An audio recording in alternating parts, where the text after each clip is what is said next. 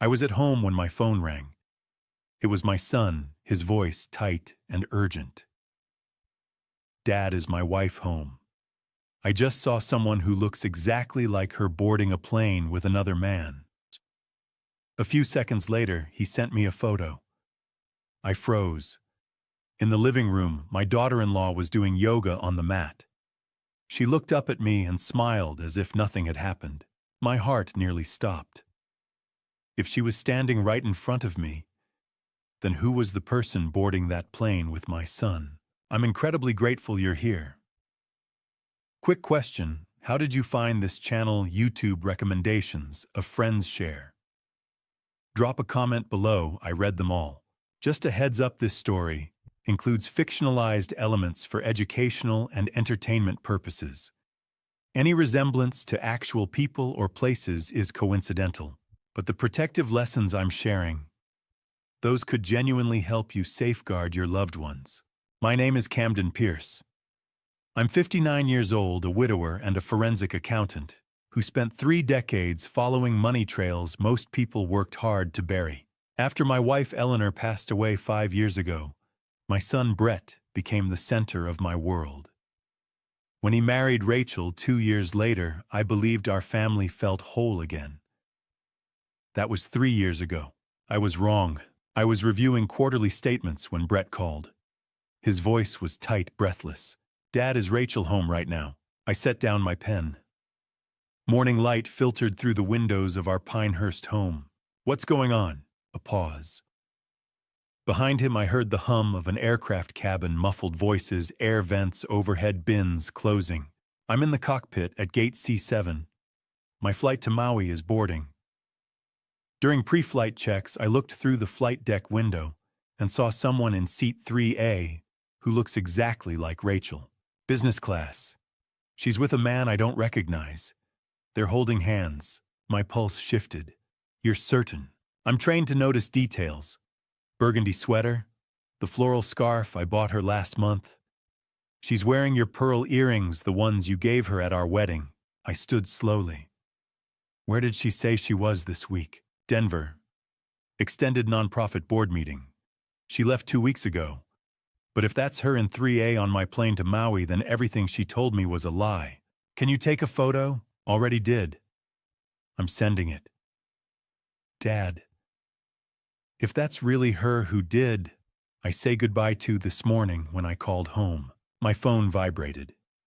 The image loaded, grainy but clear enough. Seat 3, a burgundy sweater. Floral silk scarf. Pearl earrings catching cabin light. 3 pearls set in gold. A man sat beside her in 3B mid-40s navy suit. His hand rested casually on her knee. Their heads leaned close. The woman's profile, Rachel's face. Rachel's smile. Do you see it? Brett asked. I see it. That's her. The scarf, the earrings. If she's boarding my flight right now, then who's in our house? Give me 1 minute, I said. I walked into the living room. Sunlight streamed across the hardwood floor. A yoga mat was spread out. Rachel was in downward dog, breathing steady. I'd watched that routine every morning for 5 years. She glanced up. Dad. Everything okay? The word felt natural. Since the wedding, she'd slipped into our family with ease, filling the quiet Eleanor left behind. Brett called, I said evenly. Wanted to make sure you were home. She lowered into a seated stretch. That's sweet. Tell him I'm fine. My phone's in the kitchen on silent. You know I don't like distractions. I studied her face. The freckle near her left temple. The way she tucked her hair behind her ear. Everything matched. Back in my office, I called Brett. She's here, doing yoga. Says her phone's on silent. Silence. Dad, did you see the photo? I did. I can still see her through the cockpit window. She just laughed at something he said. His hands on her arm now. If that's Rachel on my plane, then who's in our house? I felt my chest tighten. You said she left for Denver 2 weeks ago. Yes, Wednesday morning. I opened our home security system. Let me check something. I scrolled back. This morning, Rachel on her mat. Yesterday making breakfast. The day before reading on the couch. 2 weeks ago. Timestamp 6:47 a.m. The front door opened. Rachel stepped out with a rolling suitcase blue wool coat. She locked the door and walked to a black SUV idling at the curb. It pulled away. I kept the footage running. 7:05 a.m., 18 minutes later, the front door opened again. A woman entered. Same height, same build, same hair color. But she wore a gray cardigan instead of a blue coat. No suitcase. She moved slowly through the house, looking around carefully, studying. She opened cabinets, checked the refrigerator, ran her hand along the granite countertop as if memorizing texture. She selected a coffee mug, the chipped one Rachel refused to throw away. This woman knew which mug to use. Brett, I said steadily. When you land, observe her from a distance. Don't approach. Don't let her know you're watching. See where she goes, who she meets. Then call me. You think it's really Rachel? That my wife is on my plane with another man? I stared at the split-screen footage. On the left, Rachel leaving. On the right, someone else arriving. I think we need more information. What kind? The kind that explains how your wife can be in two places at once. After he hung up, the house felt unnervingly quiet. Through the wall, I heard movement, water running, cabinets closing. The ordinary sounds of someone who knew exactly where everything belonged.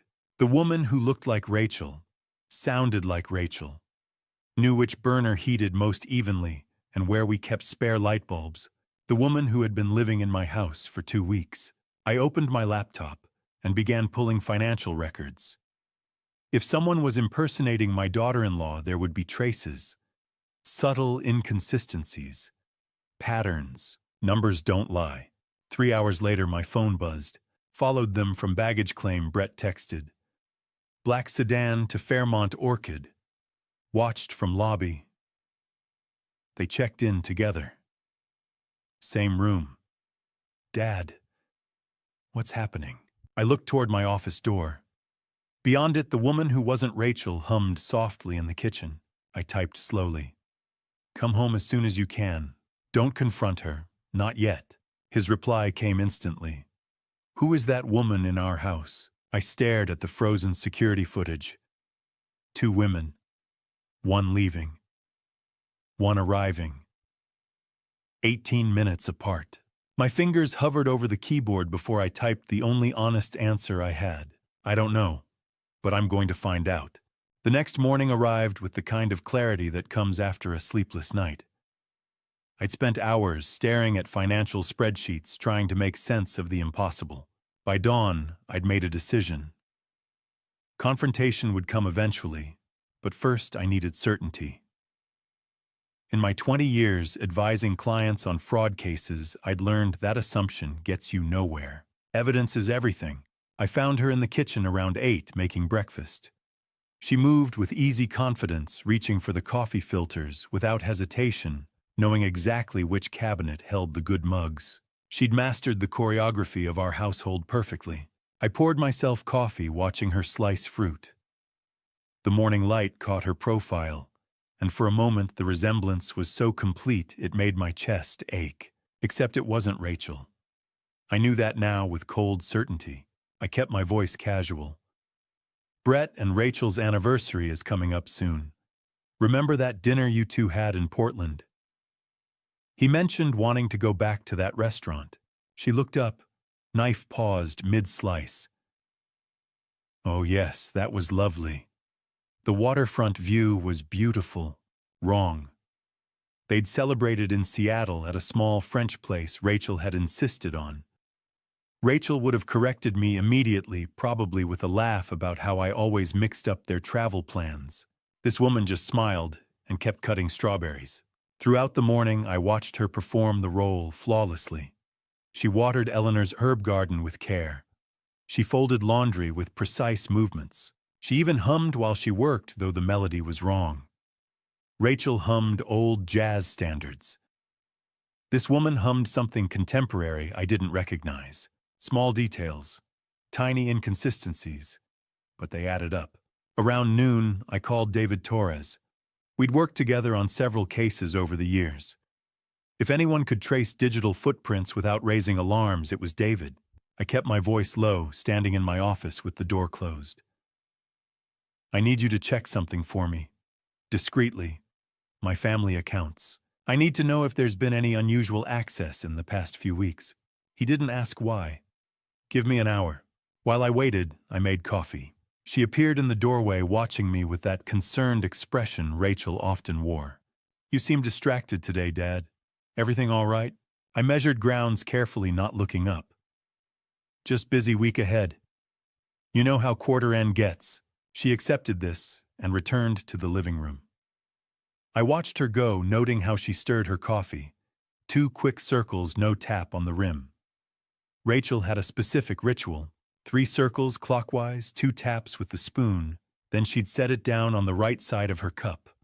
Always, every single time for 5 years. This woman didn't know that. David called back within the hour. Camden, you were right to be concerned. There's a second device logged into your joint accounts. Has been for about 2 weeks. My hand tightened on the phone. Location: Maui. Someone's been monitoring all your financial activity. Bank accounts, credit cards, everything. They set up an email forwarding rule too. All correspondence from your financial institutions is being copied to an external address. I thought about the security footage. Rachel leaving at 6:47. This woman arriving at 7:05. 18 minutes to switch places, and in that time, someone had locked down their access to every account we shared. What else can you tell me? The sound of typing came through the line. Recent charges from Maui. Fairmont Orchid Resort, Tiffany and Company, Roy's Restaurant. Want me to keep going? No. My voice came out flat. That's enough. There's one more thing. Withdrawal pattern. Small amounts always under 10,000. 9,800 exactly multiple times over the past 3 months. Classic structuring to avoid federal reporting requirements. Whoever was behind this understood financial regulations. They'd been planning this, carefully moving money in amounts that wouldn't trigger automatic alerts. Can you trace where the withdrawals went? Offshore accounts. I can dig deeper, but that takes time and leaves footprints. Do it, but carefully. After I hung up, I sat staring at my computer screen. The pieces were falling into place, forming a picture I didn't want to see. This wasn't simple deception. This was sophisticated fraud, the kind that required planning, coordination, and inside knowledge. I heard her moving around in the next room, humming that wrong melody. She'd been here for 2 weeks, living in our home, sleeping in our guest room, playing the role of daughter-in-law with practiced ease. And somewhere in Maui, someone had been watching through our accounts, monitoring every transaction, every email, every digital footprint we left. My phone buzzed. A text from David. Second device is actively monitoring right now. Whoever's on the other end, they're watching in real time. I looked at my closed office door. Thought about the woman on the other side moving through our house with confidence born from careful study. Thought about Rachel in Hawaii with a man whose name I didn't know. Thought about Brett coming home tomorrow, expecting to find his wife waiting for him. Instead, he'd find an actress who knew which mug to use but couldn't remember where they'd celebrated their anniversary. Another text arrived. You Camden, this is bigger than identity theft. The offshore accounts, the monitoring, the structuring, this is organized, professional. You need to be careful. I typed back slowly. Too late for careful. I'm already in it. His response came immediately. Then document everything. Because when this breaks open, you're going to need proof. I stood and walked to my office window. Outside, September, sunshine painted our neighborhood in shades of gold. The Sullivans were walking their dog. A delivery truck idled at the corner. Everything looked exactly as it should in a quiet Oregon suburb. But inside my house lived a stranger who poured coffee wrong, and somewhere in the Pacific, my daughter-in-law was checking into hotels with another man, while someone I'd never met watched our accounts and moved our money in carefully calculated increments. I thought about Eleanor, about how she used to tease me for seeing patterns in everything. Numbers, behaviors, inconsistencies. She'd called it my accountant brain, always looking for what didn't add up. Well, Eleanor, I thought, nothing adds up anymore. My phone buzzed one more time. David with a final message that made everything worse. Me on that second device in Maui. It's been logging in every 4 hours. Someone's checking constantly. They know you're home. They're watching you watch her. Knowing you're being watched changes how you move through your own home. Every conversation becomes performance, every gesture calculated. I'd built a career on reading people, on catching the small tells that revealed deception. Now I had to hide my own. Over breakfast, I started asking questions. Nothing aggressive, just casual conversation between family members who'd known each other for years. She was spreading jam on toast when I mentioned it. You know, I was thinking about that surgery you had, the appendix thing. Still bothers you sometimes, doesn't it? On your left side? She nodded without looking up. Yeah, especially when the weather changes. Gets a little tender. I took a sip of coffee to hide my expression. Rachel's appendix scar ran along her right side. I'd seen it countless times. This woman had just agreed to pain on the wrong side of her body. I let the moment pass, filed it away with the other inconsistencies. Later that morning, I found her reading in the living room. She looked up when I entered, that practiced smile appearing instantly. Brett mentioned he's been craving your homemade apple pie lately, I said. The one with the cinnamon lattice crust. You should make it for him when he gets back. Her face lit up. What a sweet idea. I'll bake one this weekend. It's been too long since I made that recipe. Rachel had never baked in her life. She'd told me once, laughing, that her mother had tried to teach her and given up after the third kitchen fire. Rachel bought pies from the artisan bakery downtown, the one Eleanor used to love.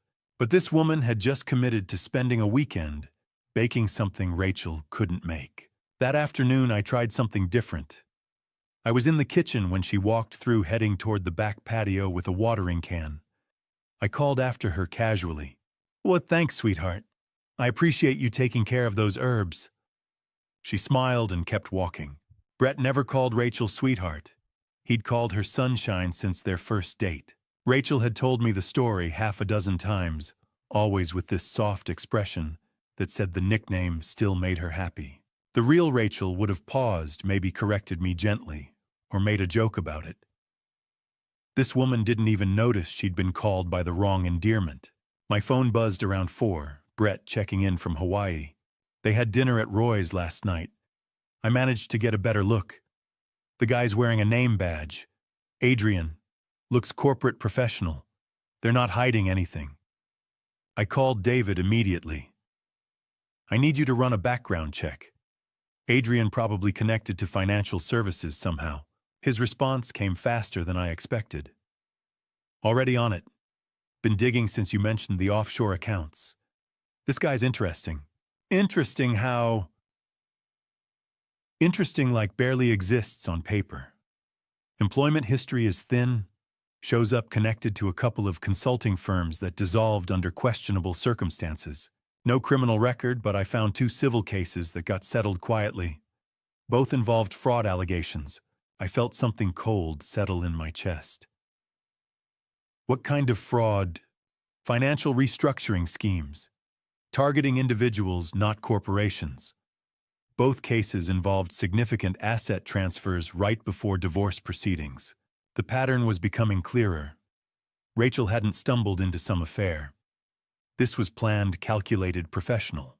After David hung up, I stood in my office thinking about where someone might hide something they wanted kept secret, but still needed to access occasionally. Rachel had claimed her old iPhone was dead, the screen shattered beyond repair. She'd switched to a new one about 6 months ago, but people don't usually throw away phones immediately. I found it in the master bathroom, tucked in the back of the drawer, where we kept old medications and forgotten cosmetics. The screen wasn't shattered. It wasn't even cracked. I pressed the power button. The battery showed 4%, but it was enough. The screen illuminated, unlocked. She'd never changed the passcode. Messages loaded slowly, the phone struggling with its dying battery. A thread with someone saved only as A filled the screen. I scrolled through months of conversation, my pulse steady despite what I was reading. How much longer with the setup? Nina needs another week. She's learning the routines. He suspects anything. Doesn't know. He's predictable. Won't check until it's too late. Nina's doing great. The messages went back months. Planning coordination updates. I kept scrolling, looking for anything that might tell me why.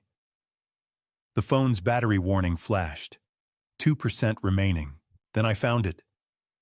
A message from Rachel to Adrian sent 3 months ago. The timestamp showed late at night when Brett would have been on an overnight flight somewhere. Camden trusts me completely. Thinks of me as the daughter he never had. This will be easier than Florida.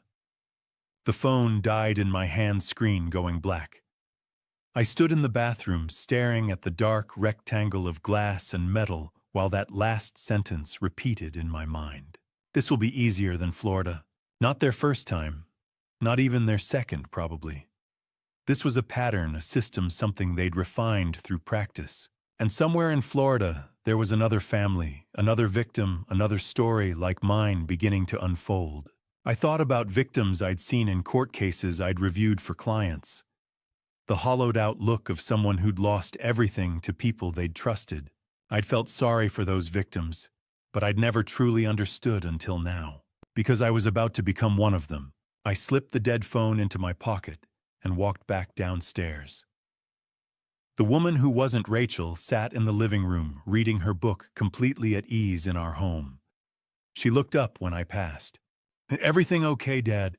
The word tasted wrong coming from her mouth now that I knew. Now that I understood she was part of something larger, more calculated than simple deception. "Everything's fine," I said. She smiled and returned to her book. I kept walking, kept my expression neutral, kept playing the role of the unsuspecting father-in-law. But inside, everything had changed. Because now I knew this wasn't about a failing marriage or a midlife crisis or any of the normal human messiness that breaks families apart. This was business. Professional, organized, and apparently successful enough that they'd done it before, in Florida, to someone who'd probably trusted them just as completely as I'd trusted Rachel. That dead phone sat in my desk drawer like evidence I couldn't yet use. The reference to Florida gnawed at me. Professional cons don't start with million-dollar targets. They build up to them, refining their approach with each victim. I opened my laptop and started searching. Adrian Cross fraud elderly victims. The results came slowly at first. Then I added one more word, Florida. The article appeared halfway down the second page. Local news from Tampa, 18 months old. The headline read, "Retired accountant loses life savings to investment scheme." The victim's name was Harold Whitmore, 76 years old, widower. His wife, Margaret, had passed away 2 years before. According to the reporter, Harold had trusted a financial advisor who'd promised to help him invest Margaret's life insurance payout. $800,000 gone within 6 months. The article didn't name the advisor, but it described the method. Personal connection through a grief support group. Promises to honor the late wife's memory through smart investments. Transfers to offshore accounts that proved untraceable. This was Rachel's template. I called Frank Morrison, a retired cop who still took private investigation work. "I need your help with something. Personal this time." His tone shifted immediately. "What kind of personal?" "The kind that involves my family and someone who needs justice." Frank listened without interrupting while I explained everything. When I finished, silence stretched between us. Finally, he spoke. "Harold Whitmore. I remember that case. He reported it to Tampa PD, but the evidence trail went cold. By the time anyone started investigating seriously, the money was gone, and so were the people who took it. Can you find him? I need to know if the woman he dealt with matches Rachel." Give me a couple hours." While I waited, Brett sent another update from Hawaii. A photo this time. Rachel and Adrian in the hotel lobby, his hand on the small of her back. Her face turned up toward his as they laughed. The body language was unmistakable. Frank called back faster than I expected. Found him. He's living in a care facility now. Lost his house after the money disappeared. I explained the situation. He's willing to meet. The next afternoon, I drove south through wine country. The coffee shop Frank had chosen sat on a quiet street corner, the kind of place that served as a community gathering spot. Harold Whitmore looked smaller than I'd imagined. He sat hunched in a corner booth, hands wrapped around a mug he wasn't drinking from. Frank sat across from him, watching him protectively. I slid into the booth beside Frank. Harold looked up, and I saw the hollowed-out expression of someone who'd stopped trusting their own judgment. "Mr. Whitmore, I'm Camden Pierce. Thank you for agreeing to meet." His voice came out quiet, but steady. "Frank says you're dealing with the same people who took everything from me." I pulled out my phone and showed him the photo Brett had sent. "This woman. Have you seen her before?" Harold's hand shook as he reached for my phone. He stared at the image for a long moment, and I watched his face crumble. "That's her. She called herself Rachel then too. Came to my grief support group 3 months after Margaret died. Said she'd lost her mother to the same cancer that took my wife. She cried with me, held my hand during the meetings." His voice broke.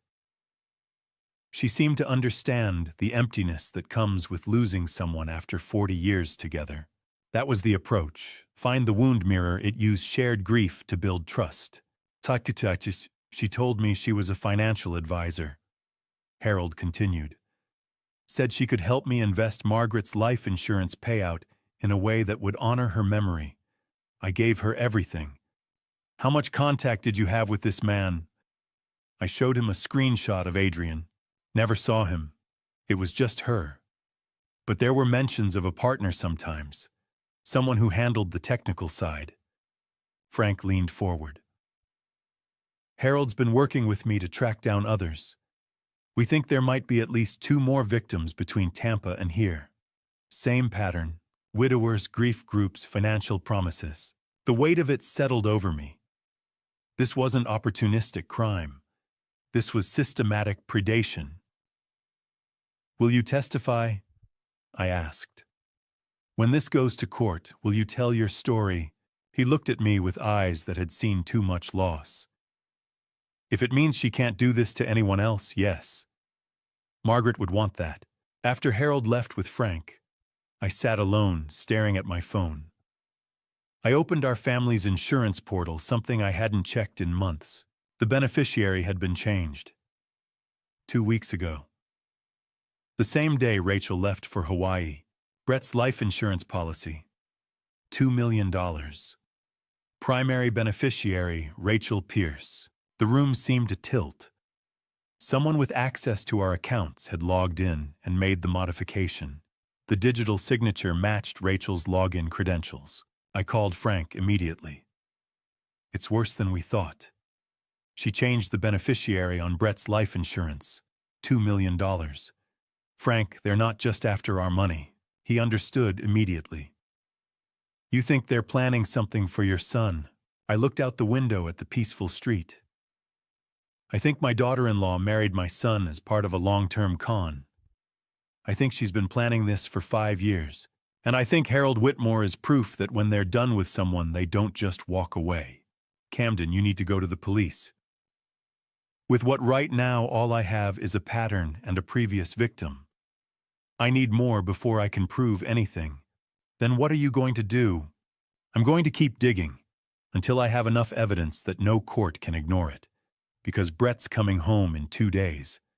And when he walks through that door, I need to be ready to protect him from the woman he thinks is his wife." That evening, I was reviewing financial records in my office when I heard the sound of cabinet doors opening and closing in the kitchen. Then the clink of pots, the hiss of a gas burner igniting. I walked to the kitchen doorway. Nina stood at the stove, her back to me, stirring something in a saucepan. On the counter beside her, a carton of heavy cream. a stick of butter partially unwrapped, a wedge of Parmesan cheese. My chest tightened. She glanced over her shoulder and smiled. I thought I'd make us dinner tonight. You've been working so hard. Fettuccine Alfredo, one of my favorites. I stared at the cream, at the butter, at the cheese. Rachel would never have brought those items into this house. 2 years ago, Rachel nearly died in this kitchen. It was a Saturday morning. She had made herself a latte using a sample pack of flavored creamer someone had given her as a gift. Within minutes, her throat began to swell. Her face turned red, then pale. She clawed at her neck, gasping for air. I called 911 while Brett grabbed the epinephrine pen we kept in the bathroom cabinet. By the time the paramedics arrived, Rachel was on the floor, trembling and barely conscious. The doctor at the emergency room told us she had suffered anaphylactic shock, a severe dairy allergy. He said if we had waited even 2 more minutes, she might not have made it. After that day, everything changed. We cleared the house of all dairy products. No milk, no cheese, no butter, no cream.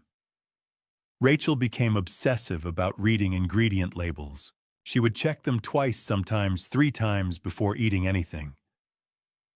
At restaurants, she always asked the server to confirm there was no dairy in her meal. She carried 2 epinephrine pens everywhere she went. Rachel had not allowed dairy in this house for 3 years. Yet here was Nina standing at the stove, stirring heavy cream into melted butter without a trace of concern. I kept my voice steady. "That smells good. Thanks," she said brightly. "It'll be ready in about 10 minutes. I returned to my office and sat down, my hands shaking. I pulled out my phone and opened a note. Test 1. She brought dairy into the house. Rachel would never do that. 10 minutes later, Nina called me to the table. 2 plates of fettuccine Alfredo sat waiting, the sauce thick and golden clinging to the noodles. The smell was rich, creamy, unmistakable. I sat across from her, fork in hand, watching closely. She picked up her fork and twirled a generous portion onto it. The creamy sauce clung to the noodles. She took a bite, chewed, and swallowed. No hesitation, no questions, no panic. I waited. She took another bite. Then another. She ate steadily, casually, as if this were any other meal. She even smiled at me between bites. "This turned out really well," she said. "I was worried I'd oversalt it." My chest tightened. I forced myself to take a small bite of my own pasta, though I barely tasted it. I watched her fork move from plate to mouth again and again. She ate half the plate before pausing to take a sip of water. Still no reaction. No rash, no swelling, no shortness of breath, no reaching for an epinephrine pen. Rachel would never have taken even 1 bite. She wouldn't have cooked it. She wouldn't have touched the cream. She wouldn't have allowed it in the house. I set my fork down carefully. My hands were trembling, but I kept my voice calm. "This is delicious. Thank you." She finished the rest of her meal without incident. When she was done, she stood and carried her plate to the sink, rinsing it off before placing it in the dishwasher. Then she turned back to me with that same easy smile. "I'm glad you liked it. I think I'll head up early tonight. I'm a little tired." I nodded. "Sure, get some rest." She disappeared upstairs, and I sat alone at the table, staring at the empty chair across from me. The woman in my house was not my daughter-in-law. I pulled out my phone and texted David Torres. She cooked and ate a full plate of Alfredo. No reaction. It's not her. His reply came within seconds. "I'm on my way. Don't do anything until I get there." David arrived 40 minutes later. I let him in through the side door, and we stood in the dim light of the kitchen, speaking in low voices. He carried a small black case with him, the kind of equipment bag a tech specialist would use. "I'm going to sweep the house," he said quietly. "If they're watching you, there's a good chance they've planted something." I nodded, my throat dry. David moved through the living room first, running a small handheld device along the walls behind picture frames under tables. I followed a few steps behind, my pulse hammering in my ears. It didn't take long. He found the first device behind a framed photo of Brett and Rachel on their wedding day. A tiny microphone no bigger than a shirt button tucked into the back of the frame. The second was in the kitchen, hidden inside the decorative bowl we kept on the counter. The third was upstairs in the bedroom behind the headboard. David held up the last device between his thumb and forefinger, his expression grim. "They've been listening to everything," he said. I felt the floor tilt beneath me. Every conversation, every phone call, every moment I thought I was alone. They knew I was watching her, and now they knew I knew. David's phone buzzed. He glanced at the screen, then looked up at me, his face pale. "Camden," he said quietly. "Brett just sent me a message. He says Rachel and Adrian checked out of the hotel early this morning. They're not in Hawaii anymore." My blood ran cold. "Where are they?" David's jaw tightened. He doesn't know. David arrived at 9 the next morning, carrying a leather tool bag and wearing a navy polo shirt with a small logo embroidered on the chest. To anyone watching, he looked like a contractor making a service call. I opened the door before he could knock. "Well, morning, Camden," he said, his voice loud enough to carry. "Got your message about the Wi-Fi acting up. Let's take a look." I nodded and stepped aside. Nina appeared in the hallway a moment later, wrapped in a cardigan, her hair pulled back in a loose ponytail. She looked tired, but her eyes were sharp. "Oh," she said, glancing at David. "I didn't know we were having someone over." "Just a quick fix," I said evenly. "David's helped me with tech issues before." She smiled, but it didn't reach her eyes. "Would you like some coffee?" David set his bag down near the router in the corner of the living room. "That'd be great, thanks." Nina disappeared into the kitchen. I heard the clink of mugs, the hiss of the coffee maker. David knelt by the router and opened his bag, pulling out a small black device no bigger than a deck of cards. He glanced up at me and gave a single deliberate nod. We both knew what we were really here to do. He moved through the living room first, running the handheld scanner along the walls behind furniture under shelves. I stood near the window, pretending to check my phone. Nina returned with 2 mugs of coffee and set them on the side table. She lingered for a moment, watching David work. "Is it a serious problem?" she asked. David didn't look up. "Just interference. Happens sometimes with older routers. I'll have it sorted in a few minutes." She nodded slowly, then retreated to the couch, cradling her own mug. Her gaze followed David's every movement. He found the first device behind the framed photo of Brett and Rachel on their wedding day. The same spot he'd checked the night before. He carefully lifted the frame, angled it toward me, and tapped the back with his finger. I saw it then, a tiny black disc, no larger than a button, nestled into the wooden backing. David set the frame down and moved into the kitchen. Nina stayed on the couch, but I could feel her attention sharpening. David crouched near the lower cabinets, opened his tablet, and pretended to adjust something on the screen. Then he turned the tablet toward me.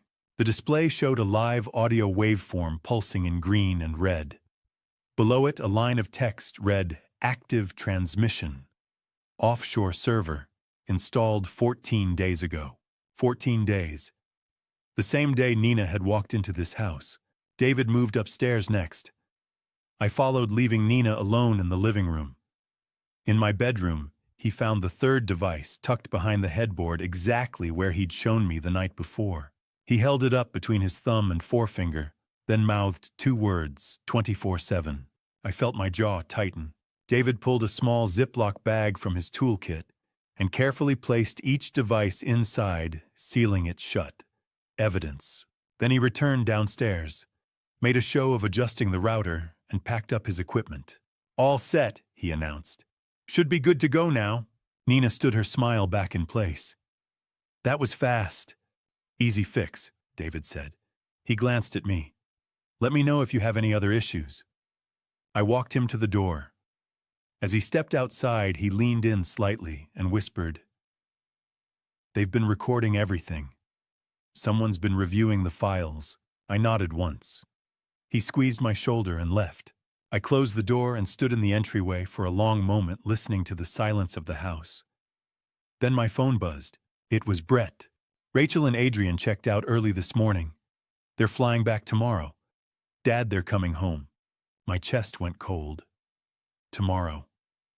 They were cutting the trip short. They must have sensed something was wrong. I typed back quickly. Stay calm. Don't let them know you're watching. I'll handle it. I walked into my office and closed the door. My hands were shaking as I scrolled through my contacts and found Margaret Stone's number. She was a family attorney I'd worked with years ago when Eleanor and I had updated our wills. Sharp, thorough, and unshakable. She answered on the second ring. "Aw, Camden," she said warmly. "It's been a while. What can I do for you?" I kept my voice low. "I need to file for legal protection before tomorrow. Police are ready, but this has to be handled quietly. My daughter-in-law is attempting to take control of family assets, and I believe she's planning to harm my son." There was a pause. Then her tone shifted all business. "How much time do we have?" "Oh, it's less than 24 hours. I'll draft an emergency petition for a restraining order and asset freeze. I'll need documentation. Financial records, anything that shows unusual activity." "I have it." "Ah, good. Send it to me within the hour. I'll have this filed by end of day." "Thank you, Margaret. We'll get through this, Camden. Stay safe." I hung up and immediately began forwarding files to her. The withdrawal records, the insurance beneficiary, changed the hotel charges, the offshore server logs David had captured. Everything. By the time the sun set, I was exhausted, but I couldn't rest. That night I heard Nina on the phone. I had left my bedroom door open a crack, and her voice drifted up from the kitchen below. She was speaking quietly, but the house was old and sound carried. "He brought someone in to sweep the place," she said. Her voice was tight, anxious. "What do you mean you disabled them remotely?" "Fine. We stick to the plan. Just one more day. Adrian, what if he knows?" There was a long silence. Then she spoke again, softer now. "Okay, I trust you. See you tomorrow." I heard her footsteps on the stairs. I closed my door silently and stood in the dark, my pulse hammering in my ears. They were coming home tomorrow, and they thought I still didn't know. But I did, and I was ready. The email arrived while the sky was still dark. I had barely slept. My phone buzzed on the nightstand, and I reached for it instinctively, squinting at the screen. Frank Morrison. The timestamp read 6:47 in the morning. The subject line was simple: "You need to see this." I sat up and opened the attachment. It was a scanned document, official and cold in its precision. A birth certificate from Salem, Oregon, dated 28 years ago. Rachel Marie Henley, born at 3:21 in the morning. Nina Marie Henley, born at 3:48 in the morning. 27 minutes apart. Twins. I stared at the screen, my pulse thudding in my ears. The pieces fell into place with a sickening clarity. The identical faces, the mirrored mannerisms, the ease with which Nina had slipped into Rachel's life. They weren't strangers playing a part. They were sisters. Frank's email continued below the birth certificate, each line more damning than the last. Parents, Michael and Susan Henley, both deceased, killed in a car accident when the twins were 19. No other family. The girls had been on their own ever since. Rachel's employment history. A string of short-term positions, each one connected to an older man or a wealthy family. Personal assistant to a real estate developer in Scottsdale. Executive coordinator for a hedge fund manager in Tucson. Event planner for a retired tech executive in Boca Raton. None of the jobs lasted more than 18 months, and each one ended quietly with no forwarding information. Nina's history, acting classes in Portland, a few bit parts in local theater. Struggling, unemployed for the past 3 years, until 2 weeks ago. Then came the name I'd been dreading, Adrian Cross. Frank had traced him back 6 years. 6. That was 1 year before Rachel had met Brett. Adrian had a record fraud investigations in Arizona and Nevada, both cases dropped due to lack of evidence. 2 victims in Arizona, both elderly. Harold Whitmore in Florida, and now us. Frank's next paragraph made my chest tighten. Rachel met Brett 5 years ago at a charity gala in Portland. I checked the guest list. Adrian Cross was also in attendance, listed as a consultant for the event sponsor. The meeting wasn't accidental, Camden. It was orchestrated. I set the phone down and pressed my palms against my eyes. 5 years. Everything had been a lie from the very beginning. I remembered that night. Brett had come home glowing, telling me about the woman he'd met. She was kind, he said. She listened. She understood what it was like to lose someone. She had lost her parents young, just like he'd lost Eleanor. It had all been calculated. Frank's final note was the hardest to read. Rachel never loved your son. She studied him. She found his weakness, his longing for family after losing his mother, and she became exactly what he needed. This wasn't love, Camden. This was a performance. I sat on the edge of the bed, the phone still glowing in my hand. 5 years of dinners. 5 years of holidays. 5 years of watching Brett light up every time Rachel walked into a room. All of it had been theater. I thought of the way she'd learned to cook his favorite meals. The way she'd laughed at his stories, even the ones he'd told a dozen times. The way she'd held his hand at Eleanor's grave and told him it was okay to grieve. She had studied him like a script, and she had played her role flawlessly. I stood and walked to the window. The sun was beginning to rise, painting the sky in shades of pale gray and amber. Somewhere out there, Rachel and Adrian were on a plane flying back to finish what they'd started. But they didn't know we were waiting. I pulled up Brett's number and called. He answered on the second ring, his voice rough with sleep. "Dad, what's wrong?" "I need you to sit down," I said quietly. There was a pause. Then I heard the rustle of sheets, the creak of a chair. "Okay, I'm sitting." I told him everything. The birth certificate, the twin sister, Adrian's history, the staged charity event, the years of planning. Brett didn't say a word.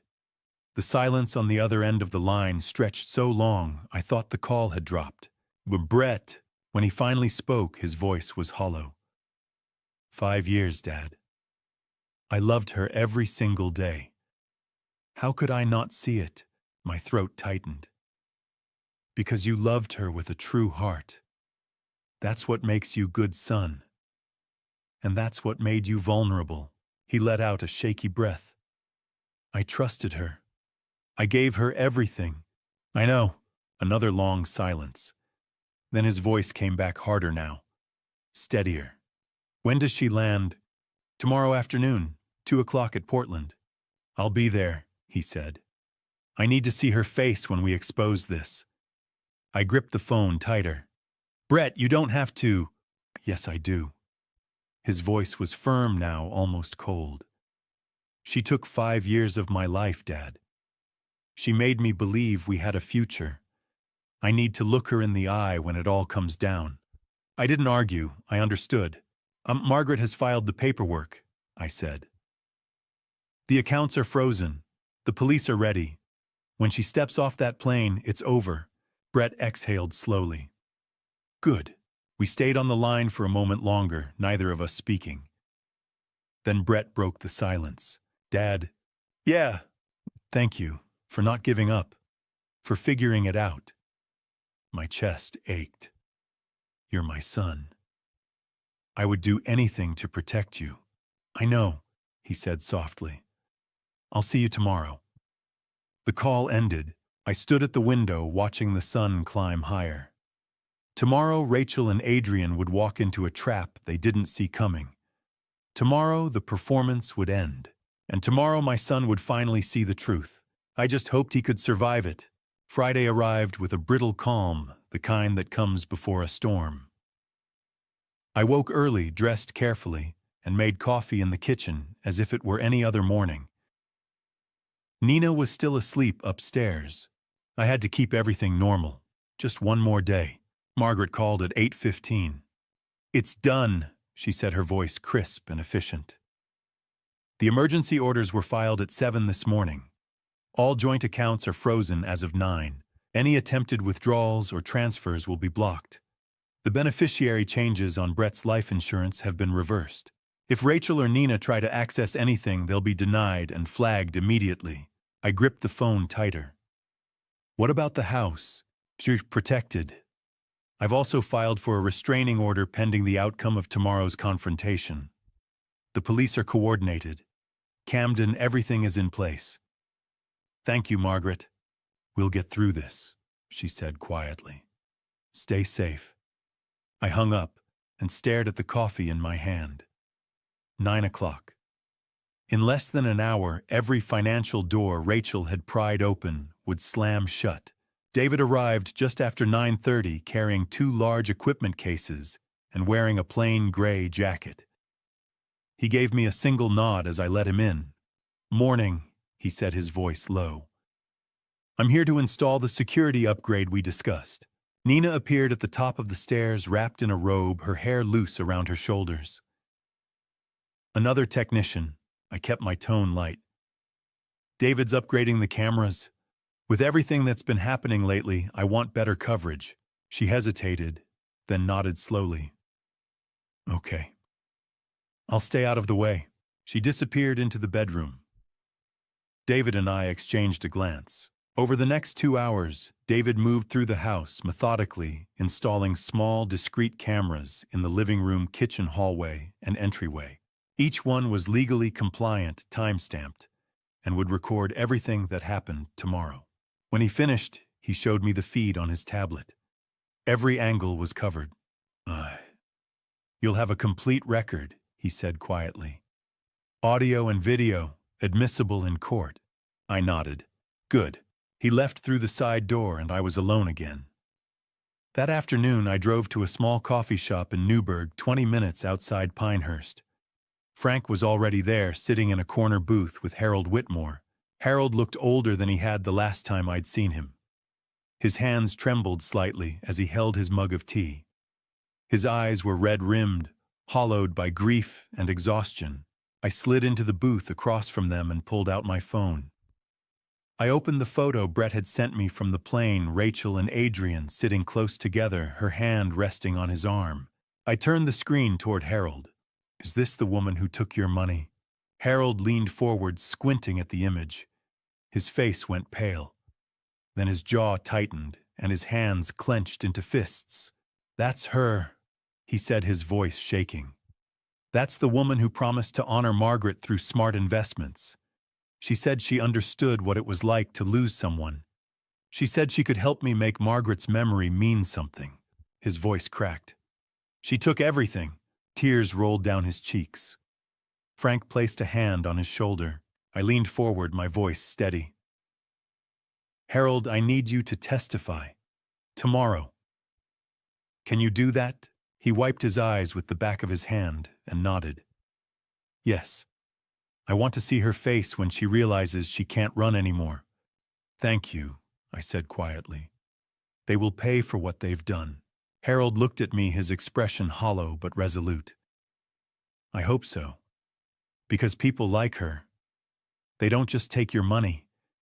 They take your ability to trust. They take your future. I knew exactly what he meant. I drove home as the sun began to set, the sky streaked with orange and violet. When I walked through the door, the smell of roasted chicken filled the house. Nina had cooked dinner. She was setting the table when I entered the kitchen. She looked up and smiled, but it didn't reach her eyes. You were gone so long, she said. I hung my coat on the back of a chair. Just running errands. She poured 2 glasses of wine, but her hands trembled slightly as she set mine down. I watched her closely. She was nervous. We ate in near silence. Halfway through the meal, her phone buzzed. She glanced at it, then excused herself and walked into the living room. I stayed at the table listening. Her voice was low, but the house was quiet, and I could hear every word. You're Rachel, he's acting strange, she said. The accounts are frozen. I tried to transfer money this afternoon, but it was blocked. There was a pause. Then I heard Rachel's voice, faint but clear, coming through the phone on speaker. Don't panic, Nina. If he confronts you, cry. Play the victim. Tell him you were scared that Adrian manipulated you. Camden loves me. He'll protect me from the con man. Nina's voice was shaky. What if he doesn't believe me? Another voice cut in. Adrian. If that doesn't work, he said coldly, we have plan B. Nina hesitated. What's plan B? Adrian's voice was calm, almost amused. Let's just say Brett's car won't be as reliable as he thinks on that mountain drive home. My blood ran cold. Nina's breath hitched. Adrian, you can't. I can, he said. And I will if it comes to that. We've come too far to lose now. The call ended. I sat frozen at the table, my hands gripping the edge so tightly my knuckles turned white. They weren't just trying to steal from us. They were planning to murder my son. I pulled out my phone and texted Brett immediately. Do not drive your car until further notice. Have it inspected by a mechanic you trust. Your life may be in danger. This is not a drill. His reply came within seconds. Understood. What's happening? I'll explain tomorrow. Stay safe. I set the phone down and stared at the empty doorway where Nina had been standing. She returned a moment later, her face composed, her smile back in place. Everything okay? I asked. Fine, she said lightly. Just checking in with a friend. I nodded and took a sip of wine, even though my stomach had turned to stone. Tomorrow, when Rachel walked through that door thinking she was safe, she would find out what happens when you threaten a father's son.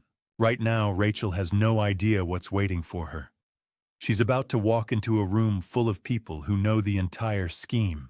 But before I show you that moment, before the masks come off, comment the number 9 below if you're still here with me. I want to know who's invested in seeing this through to the end. Please note what follows includes fictional elements added for storytelling purposes and may not represent actual occurrences. If this content isn't for you, you're welcome to exit now. But if you're ready to witness accountability, stay right where you are.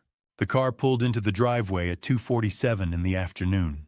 I was standing in the living room, hands in my pockets, watching through the window. The black sedan came to a stop near the front steps. The driver's door opened and Rachel stepped out. She looked exactly as I remembered. Burgundy sweater, pearl earrings, the same floral scarf Brett had described draped loosely around her neck. She pulled a small suitcase from the trunk, closed it with a soft thud, and turned toward the house. Her smile was bright, practiced, effortless. She had no idea. I heard the front door open. Her footsteps echoed in the entryway. Dad, I'm home. Her voice was warm, familiar, full of that easy affection she'd perfected over 5 years. She set her suitcase down and walked into the living room, arms open as if to embrace me. Then she saw Nina. Nina was standing in the hallway halfway between the kitchen and the stairs. She looked pale, her hands clasped tightly in front of her. For a split second, Rachel's face went blank.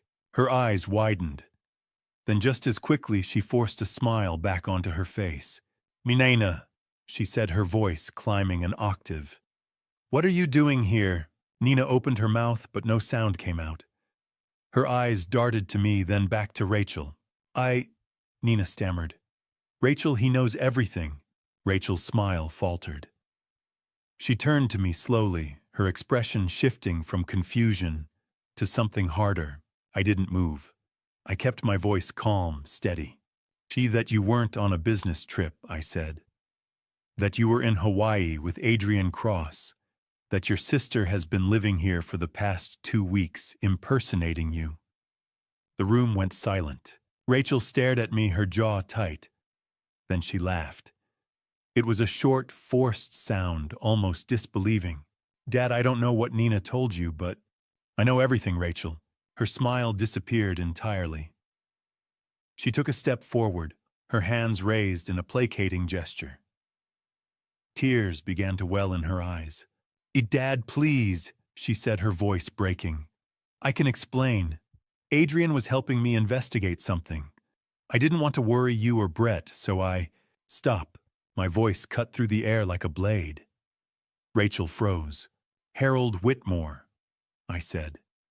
Florida, $800,000. Should I continue? The tears vanished. Her face went cold, hard, empty. The mask was gone. You can't prove anything, she said quietly. I held her gaze. I don't have to. Harold will. Her jaw clenched. She was calculating now, searching for a way out. Then the front door opened again. Brett walked in.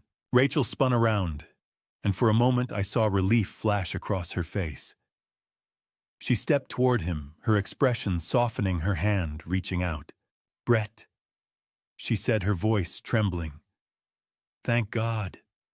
Your father's lost his mind. He thinks Brett didn't move. His face was stone. I saw you, he said. Rachel stopped. What? In Hawaii, with him. Her mouth opened, but no sound came out. Brett's voice was low, cold, controlled. I was your pilot, Rachel. I saw you holding his hand, kissing him in the hotel lobby. Rachel's face drained of color. She took a step back, shaking her head. Brett, no, you don't understand. Don't, Brett said, his voice breaking slightly. Don't lie to me anymore. She opened her mouth again, but before she could speak, the front door swung open one more time. Adrian Cross walked in. He was tall, confident, dressed in a dark blazer and jeans. He looked around the room with a casual arrogance, as if he owned the place. His eyes landed on me, and he smiled. Mr. Pierce, he said smoothly. I think there's been a misunderstanding. I didn't respond. I just stared at him. Adrian glanced at Rachel, then at Nina, then back to me. His smile didn't waver. Rachel and I have been working together on a financial consulting project, he said. If there's been any confusion about our relationship, I apologize. But I assure you, everything has been perfectly professional. I took a step forward. Is that what you told Harold Whitmore? Adrian's smile flickered. Just for a second. I don't know who that is, he said. Liar. The voice came from behind him. Adrian turned. Margaret Stone stood in the doorway, flanked by 2 police officers in uniform. Her expression was calm, but her eyes were sharp as steel. Adrian Cross. She said, her voice clear and measured. You're being summoned for questioning in multiple fraud investigations. Officers, please escort him. Adrian's face went rigid. He glanced at Rachel, then at the officers, then back to Margaret. I'm not going anywhere without a lawyer, he said. That's your right, Margaret replied. But you're going. The officers stepped forward. Adrian's arrogance cracked just slightly. He shot Rachel a look, but she didn't meet his eyes. She was staring at the floor, her hands trembling. Then another figure stepped through the doorway. Harold Whitmore. He was smaller than I remembered, bent slightly with age, but his eyes were sharp and unwavering. He walked slowly into the room, his cane tapping softly against the hardwood floor. Rachel's head snapped up. Her face went white. No, she whispered. You can't be here. Harold stopped a few feet away from her.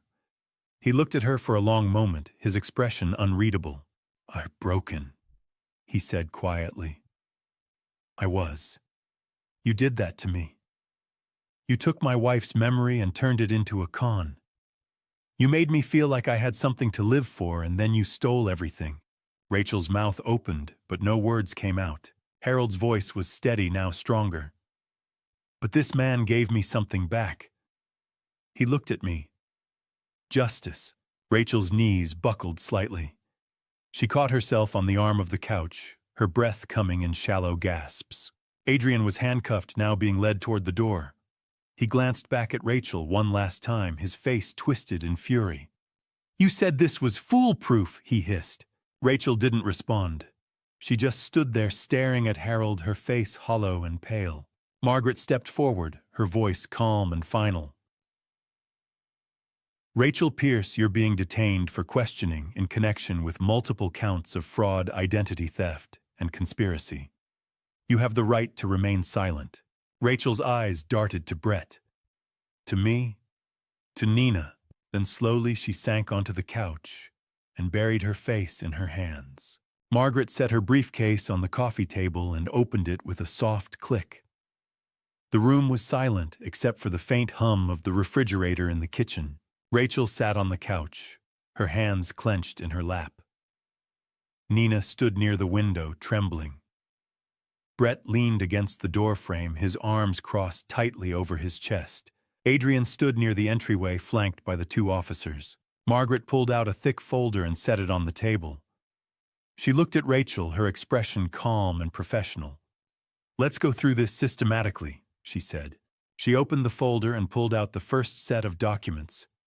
Receipts, hotel invoices, credit card statements.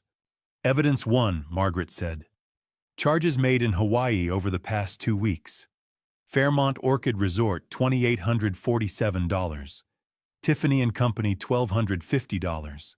Roy's Restaurant in Waikiki, $384. All charged to a joint account shared with Brett Pierce. Rachel lifted her chin slightly. "That's not illegal. I went on a vacation." I spoke quietly from where I stood near the fireplace.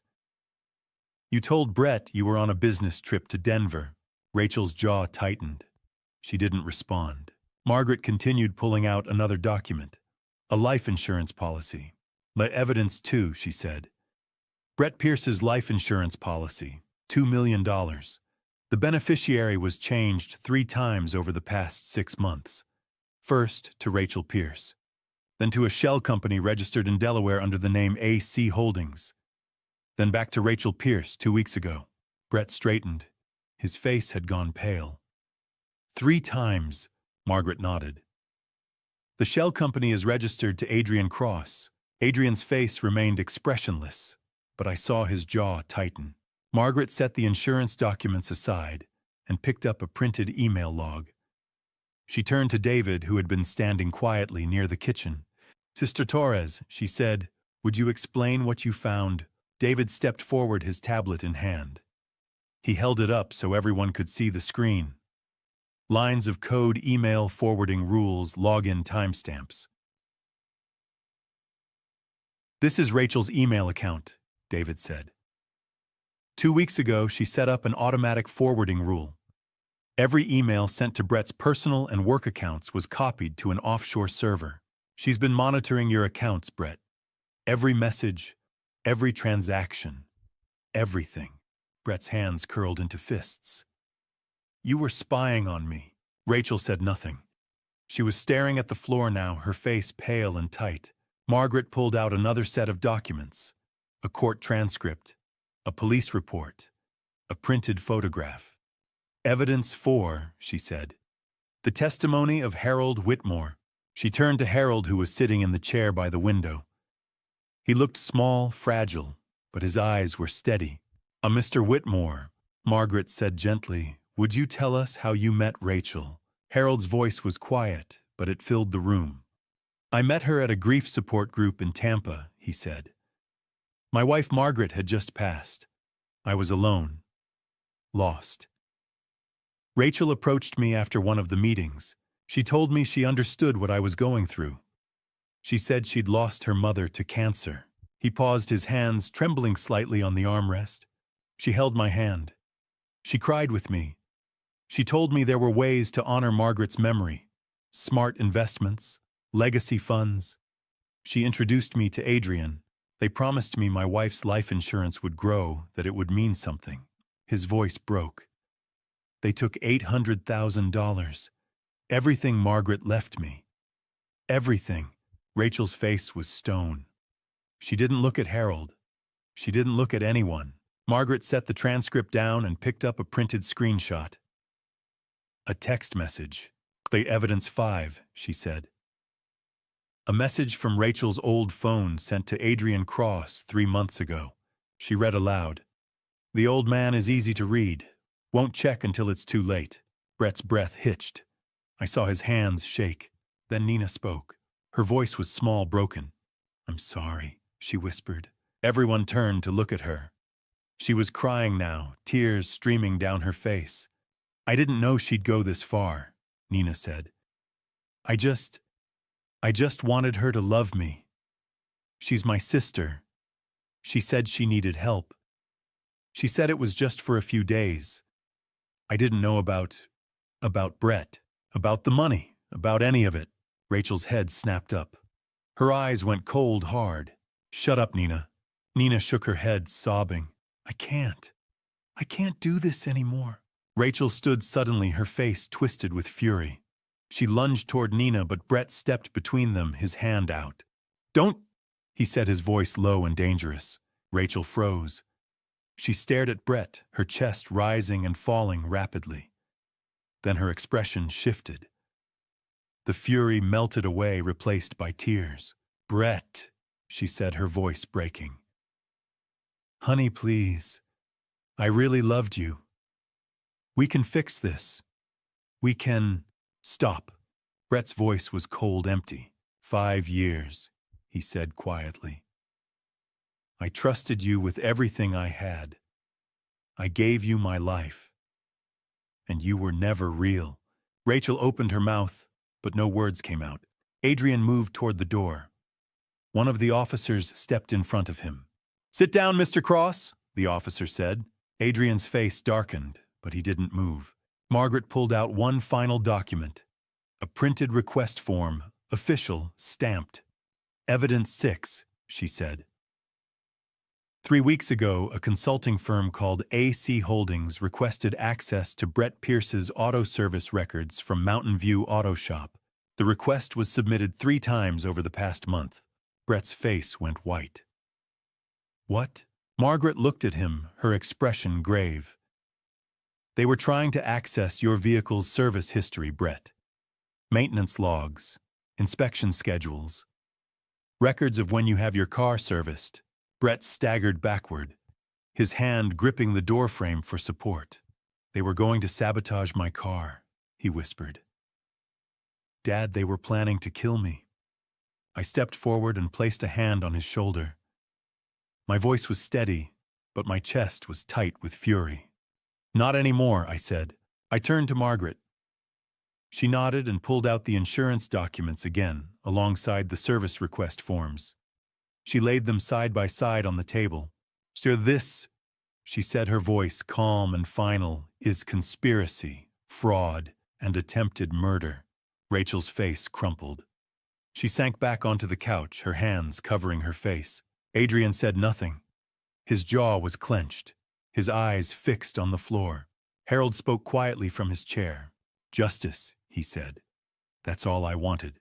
I looked at Rachel, at Adrian, at the evidence spread across the table. You're going to get it, I said. One of the officers stepped away from Adrian and pulled out his radio. His voice was calm but urgent. Dispatch, I need state police and DMV investigators at this location immediately. We have credible evidence of possible vehicular sabotage. The room went still. Brett's face drained of color.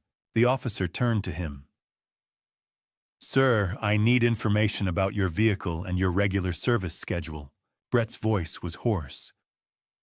Toyota 4Runner. Silver. I have it serviced at Mountain View Auto Shop every month. I'm supposed to pick it up tomorrow morning after the brake check. The officer spoke into the radio again. Alert Mountain View Auto Shop on Highway 26. Do not release vehicle registered to Brett Pierce. Repeat, do not release vehicle. Suspected brake tampering. Margaret was already on her phone, pacing near the window. I need the State Police Traffic Crimes Unit. Now. Yes, this is an emergency. Brett turned to me, his eyes wide with shock. Dad, if I'd driven that car... I gripped his shoulder. You didn't. You're here. Nina was sobbing now, her hands covering her face. One of the officers stepped toward her. Ma'am, he said gently. Do you know who had access to the vehicle? Nina nodded, her voice breaking. Adrian has someone at the auto shop, someone who does the maintenance work. I didn't know what it was for. I swear I didn't know. Adrian just called him K. The officer wrote it down. Do you know his full name? Nina shook her head. No, I only heard Adrian on the phone once. He said Kay will handle the Tuesday appointment. Margaret finished her call and turned back to the room, her expression grim. State police are sending an investigator to the shop. They're pulling the service records now. Adrian had been silent this entire time, standing near the entryway with the second officer beside him. But now I saw his body tense. His eyes darted toward the door, toward the window, toward Rachel. He was looking for a way out.